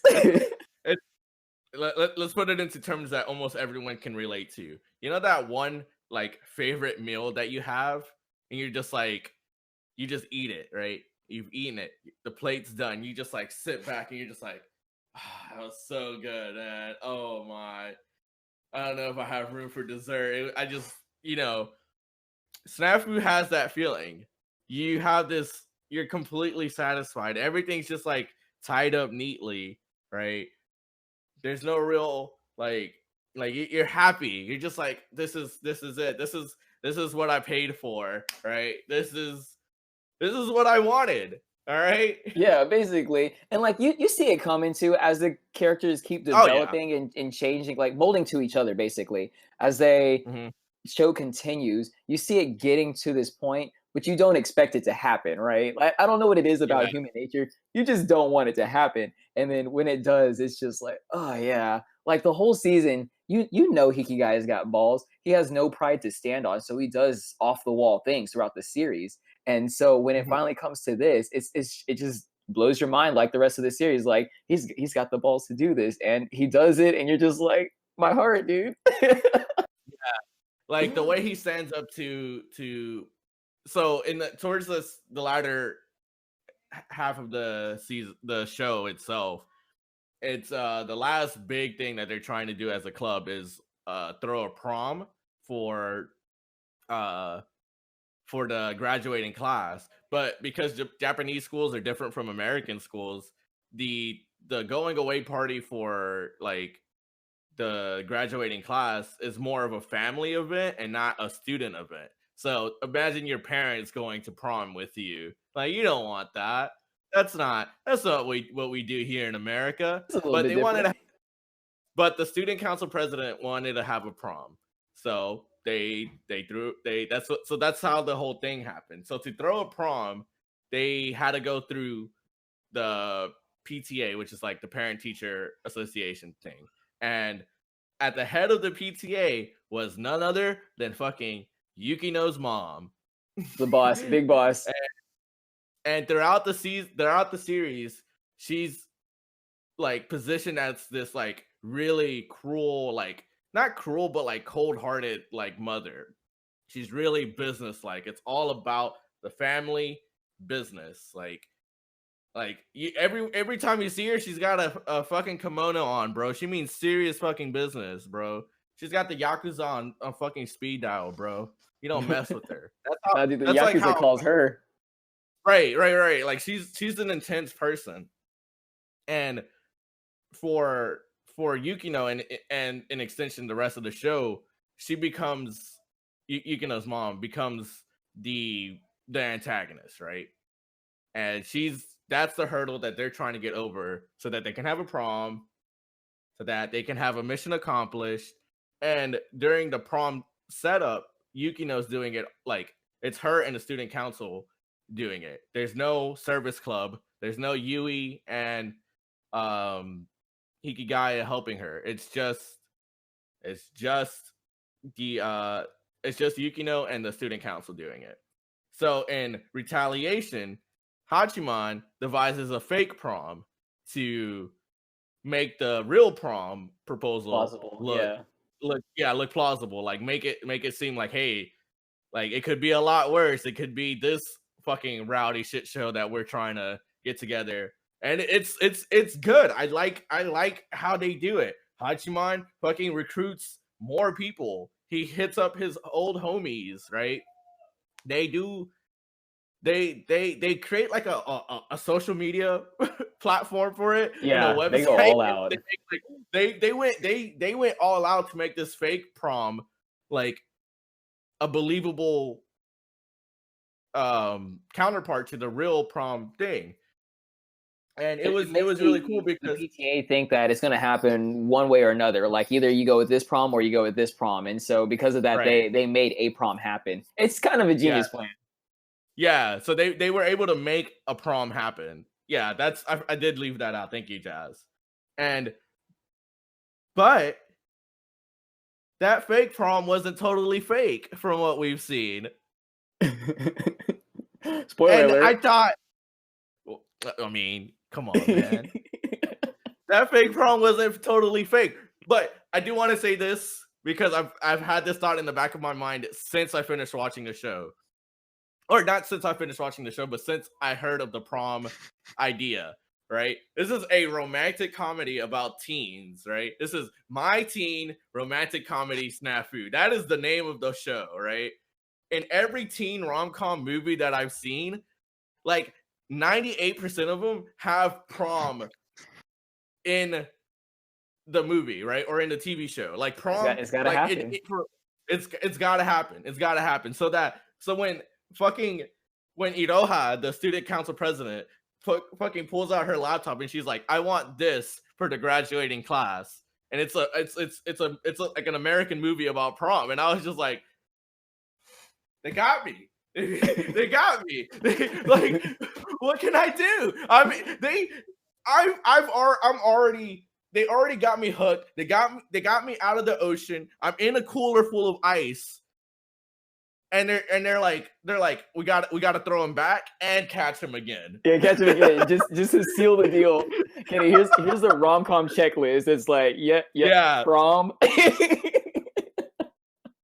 Prom question mark? It was like a big red, like king size Sharpie check, and I was like, damn, bro, A++ on that one. God damn. And like the boldest move is that after they had their prom and they were, it was a mission accomplished at that point. There was nothing more to do. But Hikigaya basically said, I'm going to make a second prom happen with the same antagonist, by the way. They had to fight the mom a second time. He made the second prom happen solely because he wanted to keep seeing Yukino. Like that, dude. Yeah. So the three of them have their dynamic. Ashton talked about this earlier where there you see something about Yui. You see that she kind of likes Hikigaya. She's warming up to the fact that I like this dude. This guy, he might be the guy for me, right? She even goes as far as like makes like cookies for his sister. They have that little powwow together, which was a super nice episode, I might add. Don't forget Gaha Mama. Yeah, can't forget Yui's mom. Holy Yui, and then there's a scene after the initial prom, the first prom, where they're like at a park and he's basically telling Yui, Hikigaya is telling Yui, like, no matter what happens, I still like, no matter how far away she gets, I want to be able to I want to be associated to Yukino in some way. And I like I'll always say this. I love the way they use wording in this show. Like they don't say I want to always be part of Yukino's life. I don't want to be her world. They say very blunt, like very quick words. Like I just want to be associated with her. I just want to be associated with Jazz and Ashton. That's why I'm doing this podcast. I love these dudes, so I want to be here. In the same essence, that's what Hikigaya said to Yui. He was like, I want to be associated with Yukino in some way or another, no matter what. And that sucks because, Yui was like, yeah, she was like, yo, what the fuck, bro? I'm huh? When she broke down into tears, dude. Oh man. Bro, she broke my heart, man. She goes home. She's taking off her shoes, right? Her mom is asking her about her day, and Yui's already fucking in tears, bro. She hasn't even like got up and turned around. She's already crying, and her mom like hugs her, and I'm like, yeah, honestly, we're just like, Yui, no! I am watching my boys have a pure meltdown. I have no idea what's going on. I am currently deaf, but boy, these guys are feeling it. I'm tabbed out looking at Twitter, and all I see is these boys head over heels just crying, bro. We were fucking going through it, man, and I was just like, "Good luck." This isn't even the. I'm gonna go back to Twitter. He hasn't even talked to Yukino yet. How am I gonna feel when he talks to her? And they're like, I don't know how it got. I'm not gonna lie to you. I was such in my feelings that I forgot how it got set up. But when they're like walking on the bridge, right? Mm-hmm. Like they were walking home, they were arguing about something. It was like, a fake prom. She was basically saying it's impossible with the amount of time and resources that we have, because they got the go from the mom, because you know, Hikigaya always gets his way. But he basically got the result he wanted. That's why they're walking together when they hit the bridge, and she's saying like, this is impossible, it's not going to happen. And then that's when everything unfolds. Yeah, they're talking about it, they're arguing about it. The reason that the reason that the mom accepted was because Yukino was going to be in charge of it all, and she wanted to take responsibility, and she wanted both times when she did the real prom and the fake prom, it was that so she can prove that she can do it and take responsibility for it should anything happen. And so they're arguing about it. They're going back and forth. They're doing their thing. It's classic Yukino versus classic Hachiman on the bridge. And then suddenly it's like, wait. Is that real shit right here, man? Is that good shit right here? This is what I waited 3 seasons. 3 seasons for. In the words of Hikigaya, it's the real thing. Yeah, it was the real thing, the genuine thing. This isn't codependence, but this is way more than what love can be, right? This is I want all of you. Yes, yes, all of it. I want it all. This is how badly I want it. That's how badly I want it. It's all over my face. I want to be a part of this. And that wasn't even the finale. That was the fucking 11th out of 12 episode. You know what the 12th episode was? Dude, when that episode ended, you're just like, wait, what's gonna happen on the next episode? Yeah. When episode 11 happened, I was like, that wasn't the ending of the show. What the fuck is happening in episode 12? Like, huh? Who? I want to watch it. Give it to me, Crunchyroll. Come out right now. Yeah. You get the fuck out right now. And then it happens. The 12th episode happens. It's the two of them being fucking lovey-dovey and gushy-mushy, but in their own way, you know? Like, they're not actually, like, holding hands and shit. They're just, like... They're associating with one another. Yeah, they're, like, fucking awkward weirdos fucking associating with one another. And they're like, here we go. We're planning the fake prom, which is now prom 2, Electric Boogaloo, right? There we go. And their first date, quote unquote, their first date is them looking for a venue for fake prom. When they crossed by the wedding, that was hilarious. She's like, this is where we should have it. And he's like, aren't you skipping a few steps? Yeah.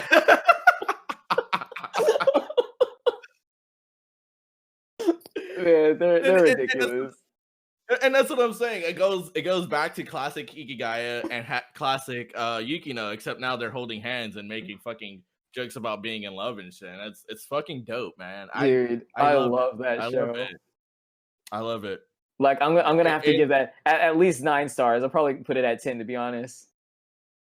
Yeah, it hits, man. It really does hit.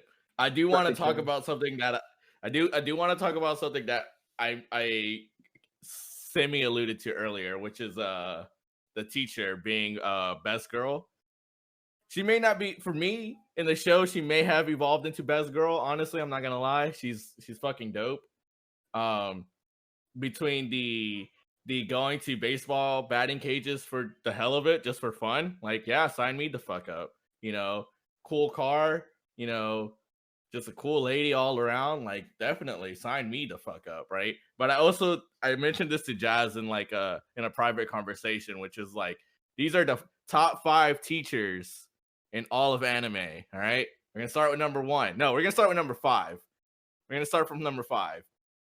5/4 is the 2 teachers from Interviews with Monster Girls, the succubus teacher and the male protagonist teacher. The 2 of them are really funny. They have good chemistry, and I like the way the show centers around like some of their jokes and shit. Number 3 is Asuma from Naruto. Great teacher. Number 2, Asuma? Yeah, that's my guy Asuma. Number 2, Jiraiya from Naruto as well. Jiraiya. Shout out to Jiraiya. Pour one out for them. And number 1 is fucking Hiratsuka. She's amazing. From Snafu. She's great. Shizuka, where you at? Come out in the real world. Where you at, man? Waifu IRL. Right, yeah, waifu IRL. I got the t-shirt and the flag and the bandana ready to go, baby. Waifu wars all the way. But yeah, that's my last thing. Fucking watch Snafu, man. Yeah, like, honestly, just watch Snafu. It's a perfect score. I give it a 10. It's not a waste of your time. No episodes miss, right? Not one episode misses. It's just enjoyable all around. There's a lot in there, and we didn't even talk about season 2. Season 2 introduces so many more people, and it's just like, ooh, god damn, ooh, damn. You know what? Fuck it. I'm rewatching Snafu again for the 3rd time. You're right. Let's go. It's worth. No, there's no wrong. Nothing. You can't go wrong with it. Continue JoJo's or rewatch Snafu for the 4th time. We're watching. Fuck JoJo's, bro. You know what? Fuck JoJo's. Snafu gang, baby. It's all about the Snafu gang. You know what? I take it back. I'm not watching JoJo's. When Ashton watches this shit again, he's gonna realize I never watched JoJo's again. With that being said, do you think we should bring it back in and start the next show? Let's do Rent a Girlfriend. Let's do it. Okay. Look, all I gotta say, Ashton, you're back. I am back. Let's go, dude. Hold on. This is all I gotta say. Fuck JoJo's. All my homies hate JoJo's. We're rewatching Snafu again. Okay. All right. Cool. Good to know that on my podcast that we're just going to condemn JoJo's. Which, by the way, I just want to say, in the season 1, there are 3 JoJo's references in the show. In what show? Snafu. I don't give a fuck about JoJo. They're right. They made references. There's a ton. Yeah, there's a ton of references. At least that I remember. There's at least like 3. Yeah, and who cares? You know who exactly. Listen. I am back, and I'm here to talk about Rent a Girlfriend. That way we can wrap this episode up. Do this drawing. Listen, never a doubt in my mind. Never a doubt in this mind. Never a doubt in this bedroom. Wait, I need to stand up this season. Yeah, you need to stand up. Yeah, do it, man. So listen. All right, so we're gonna talk. This is the season finale of Rent a Girlfriend happened last week, and whoo, oh baby, I'm going to hurt feelings, but I want you guys to go first. He's gonna hurt feelings, dude. I low key wanted Ruka to end the show right there. I wanted her to just, dude. I wanted her to haymaker. I wanted that to end. That ending right there, dude. I was like, oh, baby, she about to snipe it. There's many things that were happening in the finale episode. But before we get to the finale episode, let's talk about episode 11. All right, let's rein it back a little bit. Oh, that's right. Jazzy didn't watch episode 11. He didn't watch last episode. We gotta. I don't even remember what happened to episode 11. Look, Jesus Christ. Because we got to talk about episode 11 to talk about episode 12, right? Okay. I remember what happened to episode 11. Okay, I remember. Episode 12 would not have happened if it wasn't for episode 11. So episode 11, we were introduced to Sumi. Yes, which is girl number 4. Hold on, let me pull up this poster real quick. Which is she's the far right one, the little lavender dress, redhead type of girl. All right. Back to our beautiful.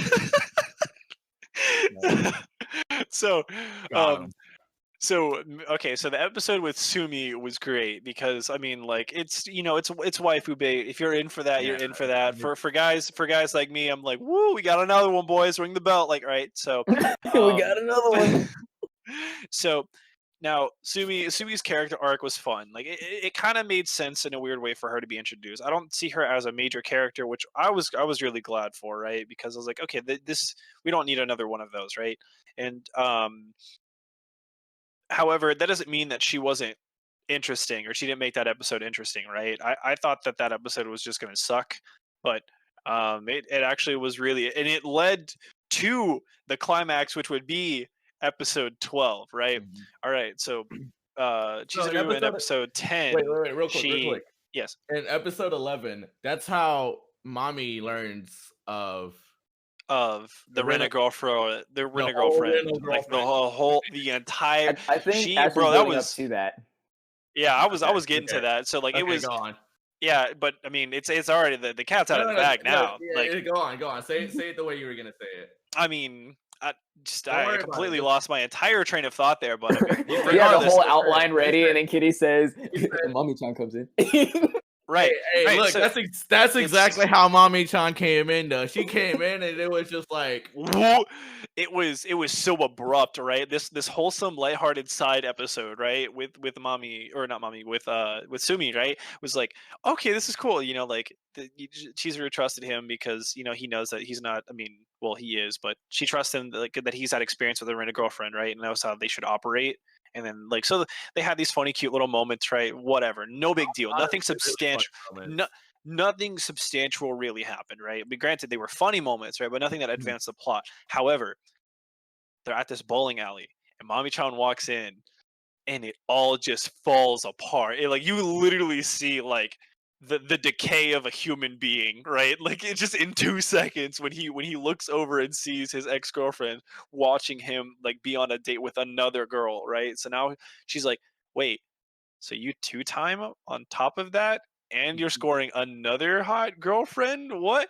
And it's like, Mommy's like, don't worry, I'll keep your secret. Like, that's not my business, right? And of course, Mommy's like, being the dumpster waste management piece of garbage she is, she, like, you know, gets upset about it for some reason. I mean, like, if this is something that really upsets me, right? Why, if she's so upset about what this man does, why the hell did she break up with him in the first place? Like, you have no right to be concerned with the individual livings of one man that you broke up with, but that's whatever.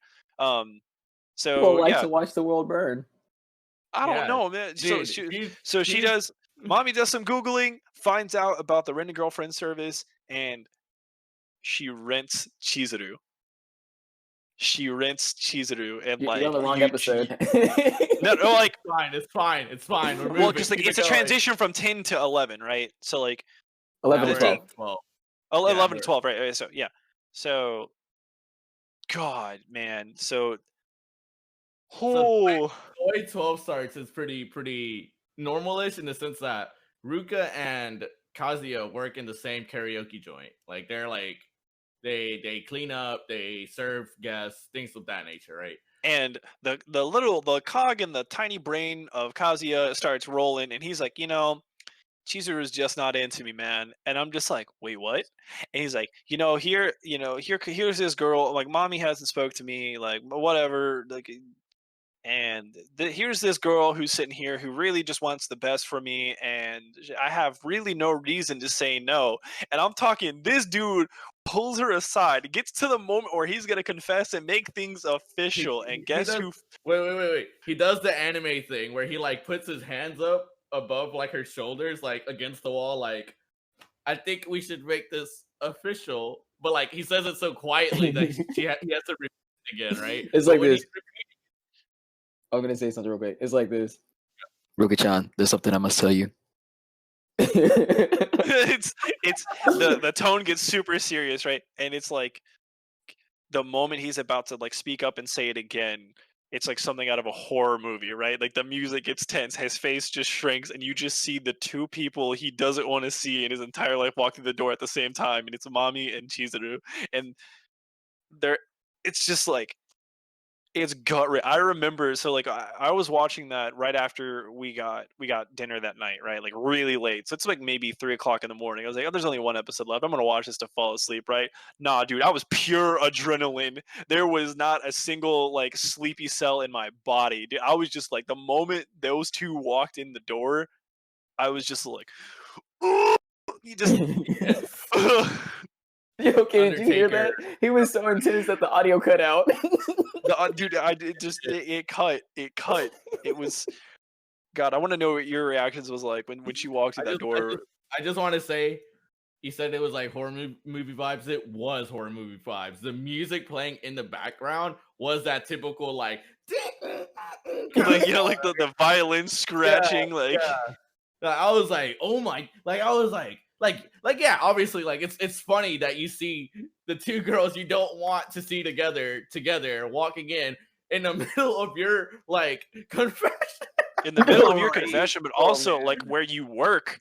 Yeah, also where you work. It's like worst of the worst case scenarios. It's like you know how like Doctor Strange saw like 14 million different combinations. This was the one combination he saw that was like literally the worst one. And this was it just so happened to play out, man. It just so happened to play out. Jesus. It was so hard to watch. And then the dude couldn't work. The dude was sitting there like, so they get a karaoke booth and Chizuru and Mami have this conversation, right? And the conversation, you know, it makes you hate Mami so much more because she's just fucking with Chizuru the whole time. Like she's just patronizing the ever living shit out of her, and it's just like she's got the trump card, bro. Like she's got the upper hand in this scenario. Like I don't know what to tell you.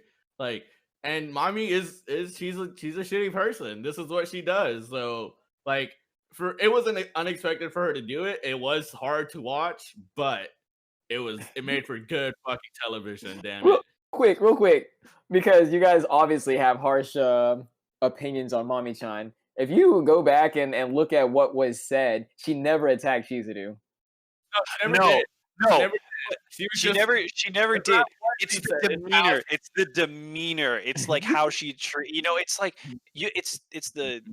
she was being condescending, right? Like she was being way too polite. Oh, way too, like, you know what I mean? It was just that there was a smugness about her, and it rubbed me the entire wrong way. It was supposed to, like, that was the point of it, right?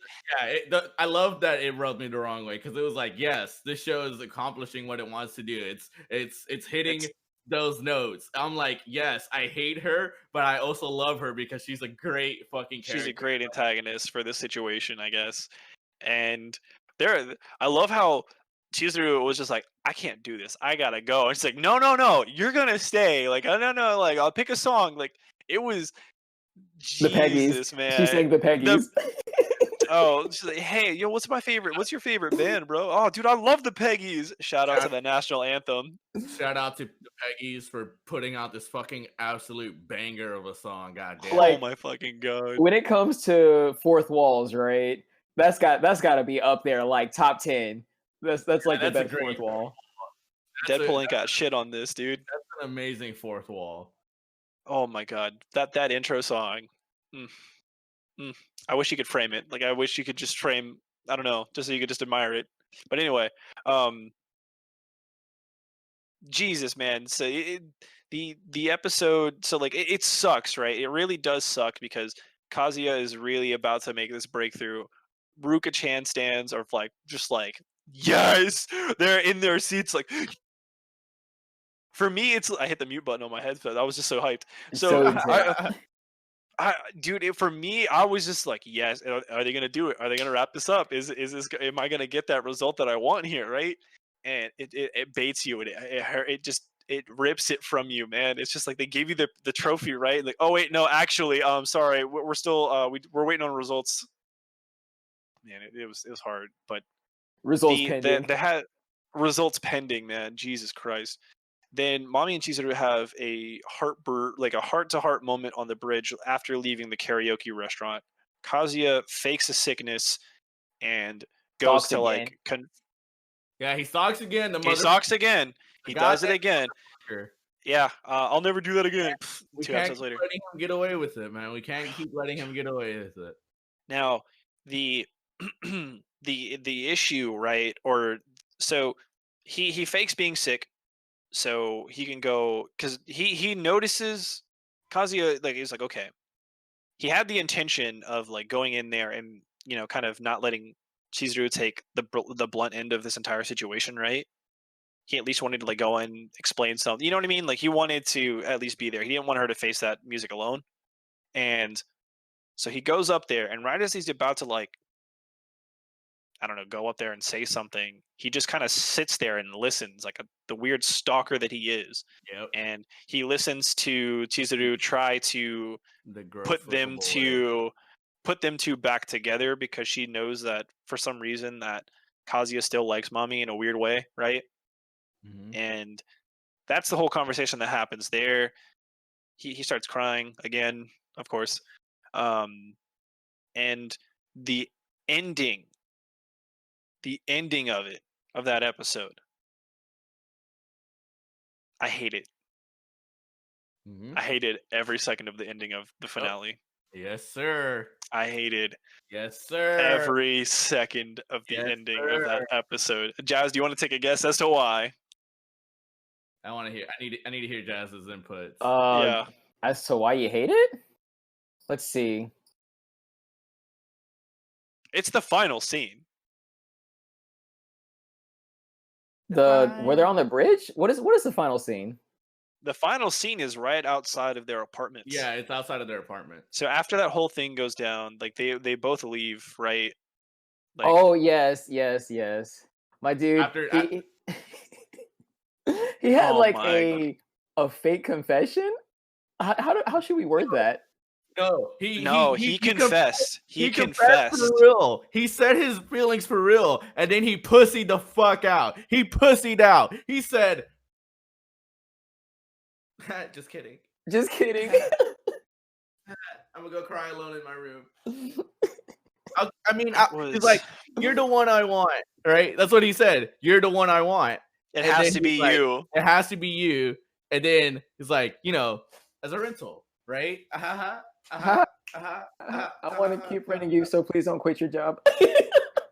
Dude, it was so hard to watch, man, because it was just, man, just okay. Because here's the thing, right? No, okay, right. So he does the confession, and then it goes into the absolute banger of an intro that the Peggies have produced for this. We mere mortals do not deserve, right? So Peggy start playing, right, and they do like a cute little summary of like the whole first season. I'm like, all right, cool, right? I was like, at least it's like, I may not like this result, right, but at least the dude came out and said it with his chest, right? Whatever, right? I hate it, but right, and then it comes back, and like the last like minute of the episode is him saying psych, going into apartment, crying for a little bit, and then this bullshit, man. And I'm just like, we're back at square one, but then all over again, and I hate it. But then it shows Chizuru in her room, and she's upset that he took back the confession. Yeah, and I hate that. I do. I hate it. I do. Ruka almost clutched. She was fucking right there, bro. Ruka, Ruka gang, I'm so sorry, dude. You boys got robbed. She was so. You boys got robbed. I'm so sorry, dude. But Kazuya is the worst fucking jungler in the world, bro. He doesn't know his fucking pathing. He doesn't know how to kite jungle monsters. He doesn't know the proper times to gank. You know, he doesn't even know what the camps are. Yeah, like he doesn't even when he can't ganks even build. His fucking when he ganks, his flash is on cooldown. Like, what's the point? What's Jesus, the point? man. What's the point? I hate this MC so What's the much. point? I hate him so much, and What's the point? he has made like zero progress as a character through the entirety of these 12 he's shown episodes. zero growth. The one time if anything, he's actually like regressed because not only did like we deal through that bullshit of an episode of the Christmas episode, right? And he just like I didn't think he just went pure negative at that point, right? For me, I was like, you're at a zero, bro. Like you're just like you're there. Like you are like right, you're scum, like you're bad, you're whatever, right? Then he does the whole stalker thing, and I'm just like, all right, bro. I didn't think it happened. I didn't think it can get lower, but here we are, bottom of this barrel, and you're sitting there, just he's under the barrel. I'm like, how did you get down there, buddy? And then he does it again. He does it again, and I'm just like, I hate you. I hate everything about this. There's one other thing that I want to point out that I guess I should have realized sooner, but I was fucking captivated. God damn it. He's positioned in a way that's like it is a waifu bait show, right? And he's positioned in a way to make these waifus look even better, right? Like, I fucking love Ruka. I love Sumi, right? She's dope as fuck. I want to see more of her, but unfortunately, she only got that one episode. I don't know if I'm willing to watch the second season, but you know what I'm about to fucking do? Watch the second season. When summer 2021 rolls around. Welcome everybody to Two Tap Anime. We're gonna be watching episode. Watching Rent a Girl season 2. That's right, baby.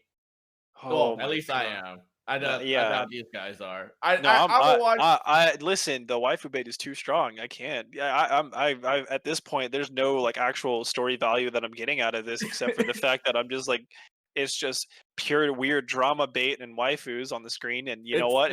I hate it. I hate that I enjoy it, but I do.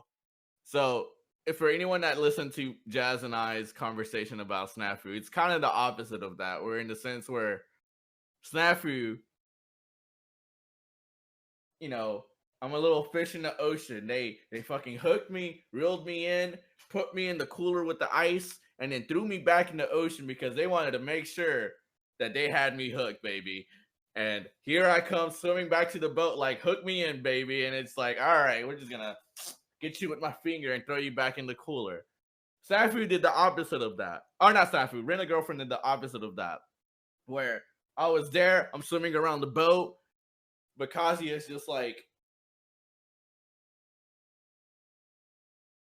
man, she ain't biting today, bro. What's going on? This shit sucks, bro. But there's fish all around the boat, and maybe I did get hooked. You know, I fucking followed it. I found the hook.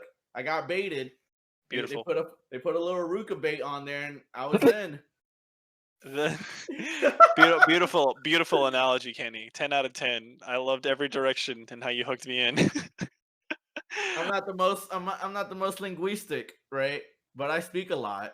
But no, dude, you'll listen to the Snafu bit in the future, and you're gonna be like, yeah, in the future, yeah, in the future, like next week. But yeah, like 2 weeks from now. let me tell you, man. This show has taken me to heights and has brought me the lowest of the lows.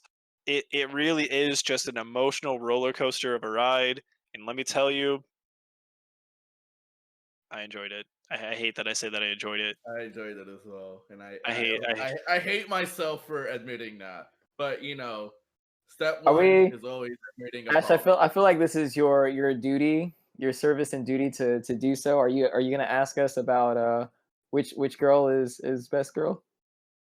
Yeah, with all that is said and done, at the end of season 1, we are making an official proclamation. I know Kenny's already stated his, but I just want to reiterate. All right, who is best girl? Jess? Also, what before I give those answers, what are the like checkpoints, right? What does it have to? What makes it the best girl? Does that mean it's the girl that I like the most? does that mean it's the girl that's most impactful to the show or the girl that deserves Kazuya? Like what are we going with? Honestly, we could literally break all three of those down. But listen, for me, the reason I like Ruka is her whole personality. It's not so much her impact to the show or if she deserves Kazuya or if, you know. Okay, so we're going to go with who we like personally. Yeah. Gotcha. So I'll rank them for you, Jazz. And I think you'll agree with me in a sense. You may not agree with completely, but you'll agree with me. Okay, go for it, buddy. I'm here. I'm here for it. Ruka, Mami, Sumi, Wellpoop, Chizuru. Damn. All right. I want to hear Jazz's input now. Go for it, man. He's still laughing. He... That's an incredible ranking list you got there. I'm just gonna give my number one, and I'll give a reason why. And we're going to not argue right now. I want to start the arguing after we think we're done with Vinegar. Okay. So my number one is Sumi, and like there's very little to go off of, right, compared to the rest of the three. That's fair. The reason he's out, he's gone, he's out. We don't need him. Keep talking. Bye. We don't need him. Keep talking. He can't handle the truth, man. Right? He was upset with that one. Man. Nah, dude. I just wanted to give you a hard time. All waifu decisions on this podcast are completely valid. Yeah. So and I'm non-judge, but this is a judge-free zone. Even though she has the least amount of screen time, right? She's basically Tenten from Naruto. No, but oh damn, Jesus! don't be doing that. Nah, wait. Sumi's at least on the poster. Yeah, dude, come on. Sumi's on the poster, baby. She's on the poster. She's on the poster, baby. We made it. Sumi's the swing set, Ash. Oh my god, she's a swing set in Naruto. She got the most. Oh my god. But yeah, dude, the fact that Tenten got beat out. Yeah, the reason why I picked Sumi is because you can see that she's trying. You know, obviously she's that typical bait. When you see the other three contenders, you're like, what is it missing? Oh, it's missing that shy girl that who doesn't speak a lot, right? And so she was an easy. Throw it in there. That was an easy pick to just toss it into the show. But the reason why I like her is because you can tell she's trying, right? And maybe she's not the most charismatic or the most professional like Chizuru is. She's not mean like she's not the what is that genre called? The tsundere. Yeah, there we go. She's not the tsundere like Mami-chan, right? And then she doesn't bold like run it down mid like Ruka-chan. So she just fits in that empty spot of the shy girl. Generally, I don't like shy girls, but I really do like the fact that she's trying, right? She has this profession that she wants to try out. She realizes she's not good at it, but she's putting forth the effort to do so, even though it's putting, you know, your own pride down, right? You got to set your pride aside in order to accomplish what she's doing, right? It's kind of the opposite of Hikigaya, right? Hikigaya can do whatever he wants because he has no pride. But she comes in and is like, she tries her best. It's something that I can, you know, at least relate to a little bit, and that's why personally she's my favorite, even though we have little screen time of her. But go ahead. We already know your answer, but go ahead. No, here's the issue. I'm torn. I'm really torn, right? Because like here's my main issue, right? The same thing could be said about like the two big cons that I have for best girl, right? Are the fact that they like the MC.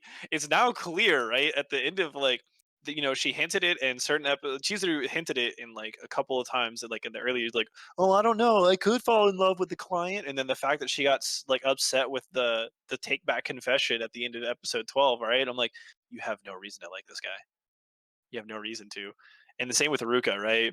But at least Ruka is, you know, amazing. She runs it down mid. Like I respect the tenacity, right? And I feel like the most growth that came from Kazuya came from Ruka, right?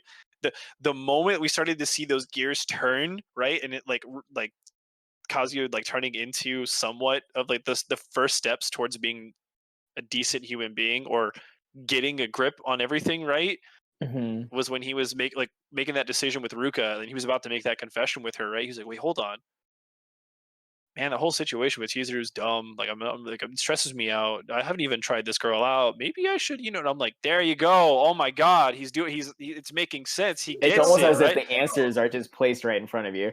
And I'm like, there we go. Like that amount of growth, right? Just from him thinking and pondering with being with Ruka, right? And I'm just like, dude, there you go, right? The most growth and the most positives really come with him being with Chizuru, right? Or not Chizuru, but with Ruka, right?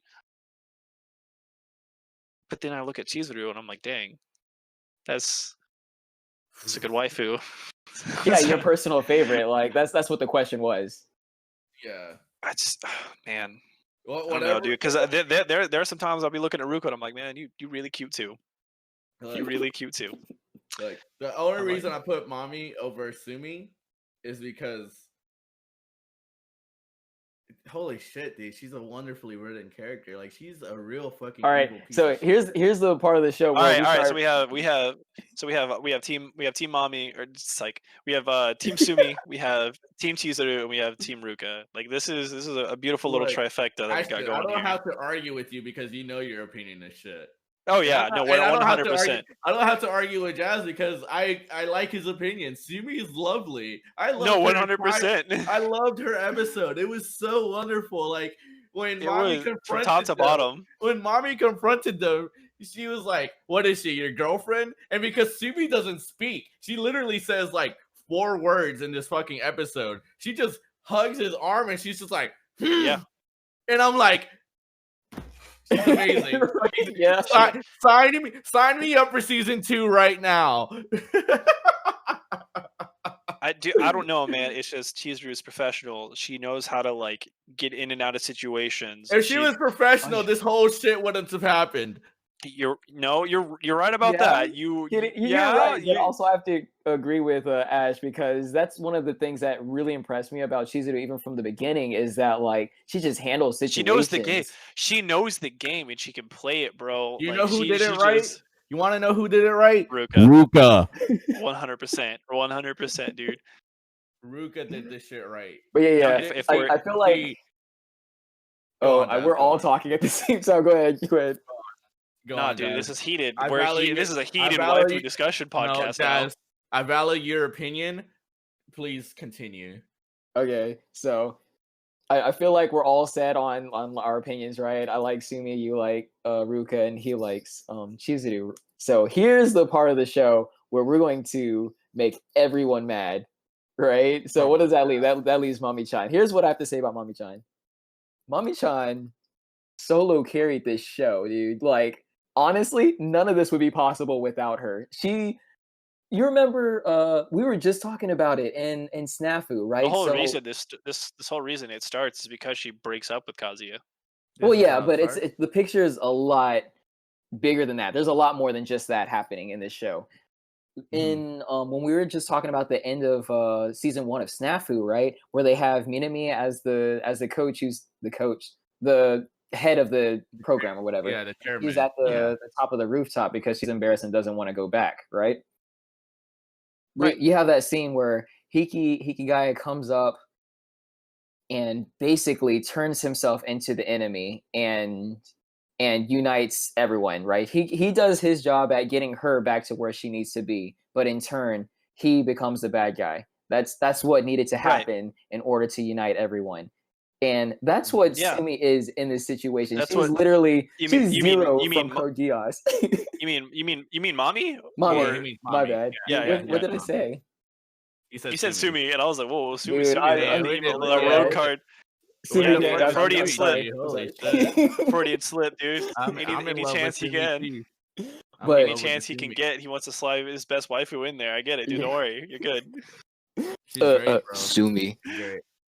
So she basically united the entire like show against her. She made herself the antagonist, and this show was possible because of that. Yeah. Brought to you apart by viewers like you. Yeah, no. Like that's what I'm saying. Mommy and the only reason I don't have Sumi above Mommy is for the similar reasons. Like Mommy did so much and carried herself with this like like this gravitas. Like, I don't give a fuck. I do what I want, and if it's fucking with people, that's what I want to do. It. I'm gonna do it. And also the other thing is the confrontation between Chizuru and Mami on that bridge when that was intense. Yeah, when Fuckface is stalking them, that was intense. It was like, oh shit, like yeah, I was like, these girls are about to fucking go Super Saiyan on. This is about to be a real shonen anime, baby. But it didn't do that, but like it had that like intensity around it. It had that atmosphere. That the whole final season, final episode, as far as a production standpoint, was excellently done. Like, like if it wasn't a waifu bait anime, I would have wanted that on like a better anime. So it is what it is. I still got what I wanted out of it. I think another huge thing that I really liked. So I went back and we were editing a lot of the videos and stuff, right? So I made the connection earlier, and in a weird way, I still agree with it, right? And I the point still stands for me, right? So you have Kazuya, who is just a shit individual, right? It's like watching the bully get bullied. I'm gonna say it again, right? Like, in a weird way, you know it's not justified, or you know it's not productive or right, or you know it's not right. However, it's still kind of nice to watch in a weird way. Yes. Because you're watching the bully get bullied, right? And I love seeing shit blow up in his face. It's amazing because, oh my god, I hate her, but at the same time, like, I get it. I get where she's coming from, and that's a part of why she's a really interesting and cool character. Remember when I said fucking Chizuru plateaued for me? She did. For you. Remember when I said that? She kind of she was like stocks, baby. Then she kind of was like, oh, at least I'm not losing any money investing her. Then she fucking went, and I was like, I'm out. Cash out. Cash out. The market's crashing. Let's go. Invest in Ruka. Go. Hasn't failed me yet, baby. Hasn't failed you yet. He's been seeing return profit margin. I've become the whole Rent-A-Girlfriend CEO of this shindig, baby. Like, I've taken over the game. He has huge stonks. Yeah, baby. Stonks, baby. All right. I think we've ranted long enough for an episode. Oh, wait, I got something I want to add. Are we done with Rent-A-Girlfriend? Has everyone said their piece? Here, hold up. Mami-chan solo carry. All right, we're done. All right. No, we're not done. Okay. So, can we just talk about the outfits? Like I said, it's an excellently done show. Like, artistically, stylistically, production is really great. The Peggies, the way there you go. Round of applause for the Peggies. It's lovely. I do like it. It's just aesthetically to watch. It's just aesthetic to watch, bro. You sit down and you watch the show, and you're just like, man, this is eye candy. All right, here we go. This one's gonna throw you guys for a loop. All right, go for it, man. Since we're talking about continued anime, all right? You finished Demon King. I did finish Demon King Academy. I did watch it. I watched all 13 episodes. It's solid. It's solid. All right. Sleeper hit, buddy. It's like, I'm not gonna remember it like a few months down the line. Like, if it wasn't for this podcast, at least I wouldn't remember it a few months down the line. But it's one of those anime that you've seen, right? Like, you're like in between shows, and you're like, this looks interesting, right? So you fucking watch it, right? And you're like, that wasn't too bad, I guess. Whatever. You move on to the next anime. It's probably another one of those like B- type of anime. So that's what Demon King Academy was. It's a B- anime. Like, redemption arc. I'm glad. Like, it's solid. It's solid. I wouldn't recommend it to anyone because I don't want anyone to know that I watched this show. But now that this podcast exists, everyone's gonna know. But it's solid. I was like, you know what? I'll take it. It had good. It wasn't bad. It wasn't great. It was just good. It had great friendship between him and the reincarnated swordsman, who, spoiler alert, since you guys aren't watching, is actually the hero that reincarnated. Gotcha. So he wasn't. So, like, there's the Demon King, and then the hero that slayed him. Right. So the best friend reincarnated as a demon to be like to protect the Demon King from the fake Demon King, quote unquote. And like he's basically gonna lose himself or zero himself, right? He took up the mantle of the fake Demon King. He was There's a lot of Code Geass references in this episode. Hey, yeah, hey man, go watch Code Geass. Yeah, watch Code Geass, bro. Like catch up. Like if I had Geass right now, watch it, right? But yeah, so he was basically gonna zero himself, where he was gonna let the heroes kill him, and like unite everybody. What ended up happening is because the hero reincarnated as a demon and it got revealed, they're like, oh shit, that's the real Demon King, and that's the real hero. You know, there's none of these fuck faces from this Hero Academy. There's not any of these fuck faces from the Demon Academy. It's these guys. These guys are the guys, and they're teaming up and they're killing the bad guys. And they're like, well, peace on Earth. Let's go. Awesome. And it ends. They just wrap it up. Well, it wraps up, right? They wrap it up. It's cute. It's nice. The hero actually likes one of the girls, and he like somehow like proposes or some shit. Like it's kind of vague, but it's cute. I was like, cute moment, nice. But the way it wraps up is the heroes have this like special magic that's because it's fucking Demon King, right? It's gonna do this. Like there's a special magic that's in the form of a girl. Of course it is. Okay. Yeah. Like, and you meet the girl. She's introduced as a student of the Hero Academy, but she's really like a manifestation of this like magic thing. The point is, Anos like releases her from her like captivity, and infuses his magic with hers, and so she's technically now another magic spell of his. Somehow, like quote unquote, doesn't matter. I don't care. It's Demon King. I kind of lets a lot of this shit fly. Turn your brain off. But the reason I bring that up is because in the final scene of the show, literally after the end credits, is him going back home to his parents, and it's him, the two sisters, and the magic girl. And so, of course. So it's his parents do what his parents do best, and they just make you laugh. So they're they're like, oh my god, it's another pretty girl, it's a third bride, and they're just being losing. Yeah, it's just. I couldn't have asked for a better ending. Yeah, the parents turn to the sisters like, you guys are staying, right? And they're like, yeah, and they're like, cool. I made your favorite foods. And then that's how it ends. Like the door closes. It's cute. I like it. Pretty cool. I like that. I like it. Okay. So we're gonna wrap this episode up. It's a long episode, a lot of finales. The season was wrapping up, so it was bound to happen. We're gonna go ahead and do our drawings for next week. So the things that are still available are ReZero, Bookworm, Bunny Girl Senpai, and Mr. Love. So we have ReZero at 5, Bookworm at 6, Bunny Girl at 4, and Mr. Love at 3. So we're still going to follow the same rules. So we're still going to follow the same rules. If Kenny can't have both Bunny Girl and Mr. Love this week, so if we do roll two of them, we're gonna re-roll again. Yeah. So all right, let's go ahead and do so. Screen. Let me do so right now. Stream, share your screen. Streamu sharu. All right, I'm gonna go ahead and roll. You ready? Wait, is your thing ready?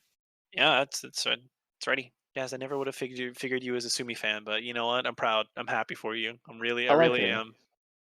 I think it's the fact that she just tries. You know, she's putting herself out of her comfort zone. I can't believe we're still talking about this. No, dude, I trust me, man. I just needed to feel something to fill in that air of the time, and you know, what better way to do it than talk about a waifu? I was gonna cut it anyways. Yeah. All right. You're rolling. We rolled 2. We already have taken JoJo, so we're gonna roll again. No, put the 4-sided. Oh, it doesn't matter. Dr. Stone. Wow. Okay. Cool. Good to know that this thing follows a trend now. Repeat week. Dr. Stone again. Are you serious? What a dice. Ashton, stop rolling. Stop rolling. Four-sided. Right. Let's go, dude. No. Four-sided. Let's give them a new number. Give them all new numbers. All right, bet. So ReZero. Just put them 1, 2, 3, 4 in the order you have them written down. Let's go. Okay, 1, 2, 3, 4. 1 Let's being ReZero, 2 being Bookworm, 3 being Bunny Girl, 4 being Mr. Love. Let's go. 3, 2, 1. Yes! All right, we're watching Bunny Girl Senpai. Let's fucking go. Let's go. ReZero, please. Let's go, dude. 2. We were watching Bookworm. Rip. We almost had it. We almost had it, boys. We almost had the dream. We almost had the dream comp. But it's fine. All right, I'm gonna stop streaming. Can you go back to your old OBS? Shisha. All right, I'm gonna go ahead and read those descriptions really quickly, and then we're gonna call this an episode, boys. Let's go. All right, let's see here. We got Bunny Girl Senpai, and Ascendance of a Bookworm. I'll do anything to become a librarian. That's fucking amazing. That's while I am trying to find this simulcast, right? I have a fun, interesting tidbit, Kenny. Of what? So I got a notification from Funimation, I believe, on Twitter. I think it was Funimation or Crunchyroll. Regardless, doesn't matter. My next life as a villainous is getting a game. Wow! It is getting. It's getting a visual novel game. So did I already talk about that show last week? Like I finished. Yeah, you did. You finished. Okay. Just making sure. Avid bookworm and college student Urano ends up dying in an unforeseen accident. Oh my fucking god! Here we go. Here we go again. Oh, here we go. This came right after the news that she would finally be able to work as a librarian like she had always dreamt of. When she regained consciousness, she was reborn as a Maine, the daughter of a poor soldier. She was in the town of Ehrenfest, which had a harsh class system. But as long as she had books, she didn't really need anything else. However, books were scarce and belonged only to nobles. But that doesn't stop her, so she makes a decision. If there aren't any books, I'll just create some. So, it's an isekai. It's got children in it. We fucking did it again, damn it. We did it again to ourselves.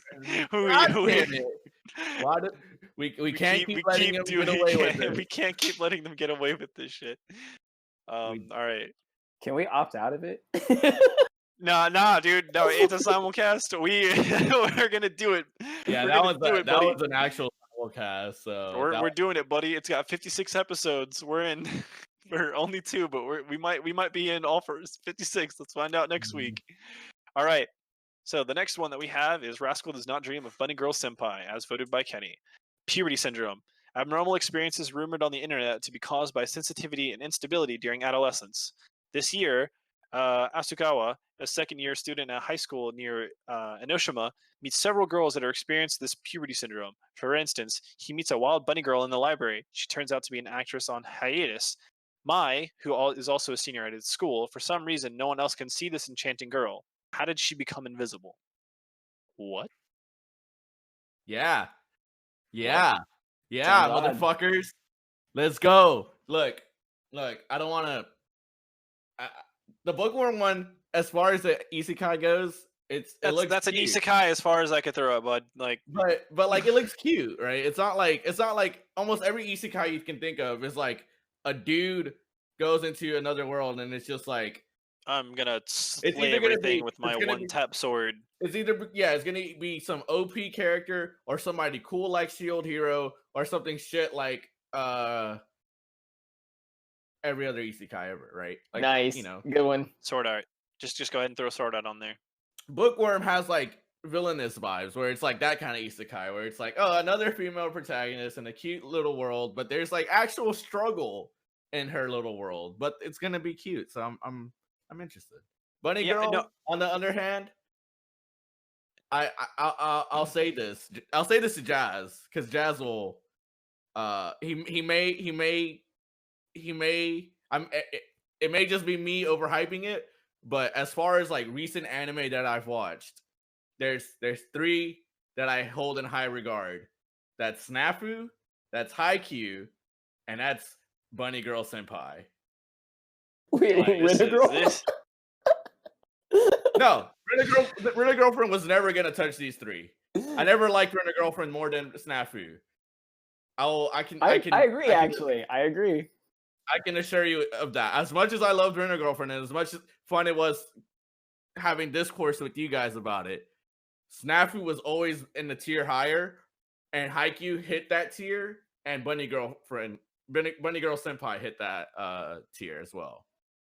So, because of that, I am very much looking forward to it. Man, it's got waifu bait on the front. I'm in. It does. I'm not gonna look. When I first, because I watched it like on my own, right? Every time I would scroll like Crunchyroll and shit, I'd see it and I'd be like, I don't want to watch this shit. This is a fucking Bunny Girl anime. Like, what the fuck? Why would I watch that? Little did you know. Meanwhile, Ashton in the back of the corner is like, hell yeah, I can't wait to save that one for a time that I just want to have a good time. So when I watched it, I was truly blown away. It's great. Dude, I can't wait to just go get on the show next week and just completely bash the hell out of it. You can shit on it. I don't give a fuck, bro. I don't give a fuck. I'm gonna be like, bro, I'm right there with you, bro. You gotta watch episode 3, though. I'm just saying. Look, it's good. I hold it in high regard, kind of like you hold JoJo's in high regard, right? But in my sense, I won't be defensive about it. Like, I understand why people don't like Naruto. Like, I get it. But fuck you. I love Naruto, and I'm gonna always love Naruto.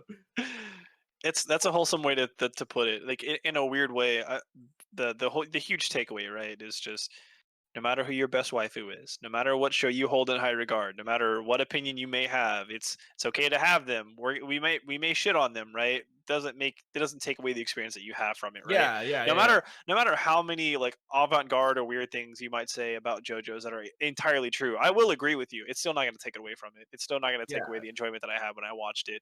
And same for you if I shit on Bunny Girl, or same if we hear somebody saying, "No, Chitsuru's not best girl." You know, like it doesn't matter. I'm having a good time. You can't take that away from me. Whatever.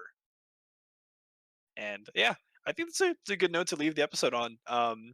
Wait, hold on. Wait. Jazz, any thoughts you have on these anime that we're gonna watch this week?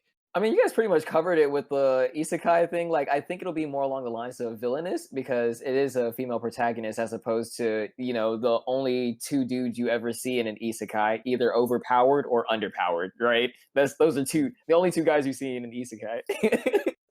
So I think for... Sorry, I interrupted. My bad. So go ahead.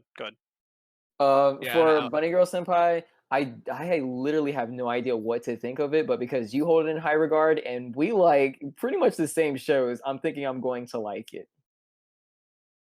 Waifu. Like, that may not be true. You may not like it, right? But I just want you to know that I hold it in high regard. And I also held this thought out for like right now. The way Dr. Stone has started out has the chance to reach that plane as well of like recent anime that have really stood out to me, in the sense that it's like the complete package, man.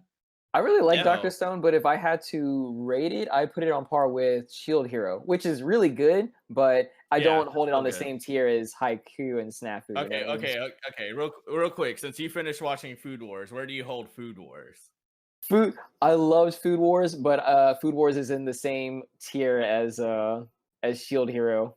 Okay, that's fine. And Dr. Stone. I can live with that. It's still really good, I live with right? that. But it's not like what are Jesus Christ. Watch Food Wars.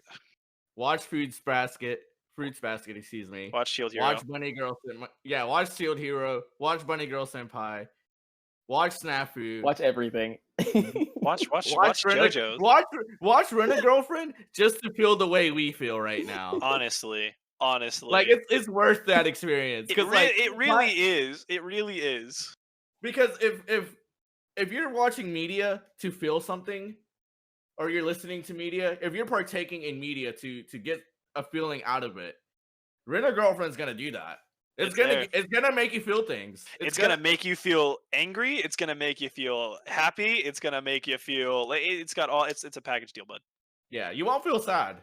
No, that's not what Rent a Girlfriend's for. No, you'll be sad that your best girl is wanting to be with a piece of shit MC. You know what might make you feel bad? You know what might make you feel sad? Snafu. Watch Snafu. Watch Snafu. Ashton, your homework is to watch these 2 anime and then finish Snafu as soon as possible. It's have your social life, but when you're like all alone and don't know what to do, fucking queue up Snafu, baby. Trust me, I planned on it, and I also plan on watching. I'm dreading this, right? But I'm gonna. Is it weird? Is it terrible to say that I'm more interested in watching Villainous than I am Railgun? No, Villainous is exactly what it is throughout. It doesn't get any. It does get slightly better. Like it does kind of incrementally get better. I don't know. I felt like I had more time watching Villainous than, I had much of a. Okay, I'm having a stroke. Apparently, I had much more of a good time watching Villainous than I did watching Railgun. You know. So here's how I'm gonna describe Villainous. It's like comfort food, baby. Like you know what you're getting out of it. You know you're gonna like it. Just it's gonna hit where it wants to hit. But it's not like your favorite food, right? It's not fucking A5YU State from the fancy Japanese shop. It's fucking Whataburger down the road. Yeah. It's Chick-fil-A.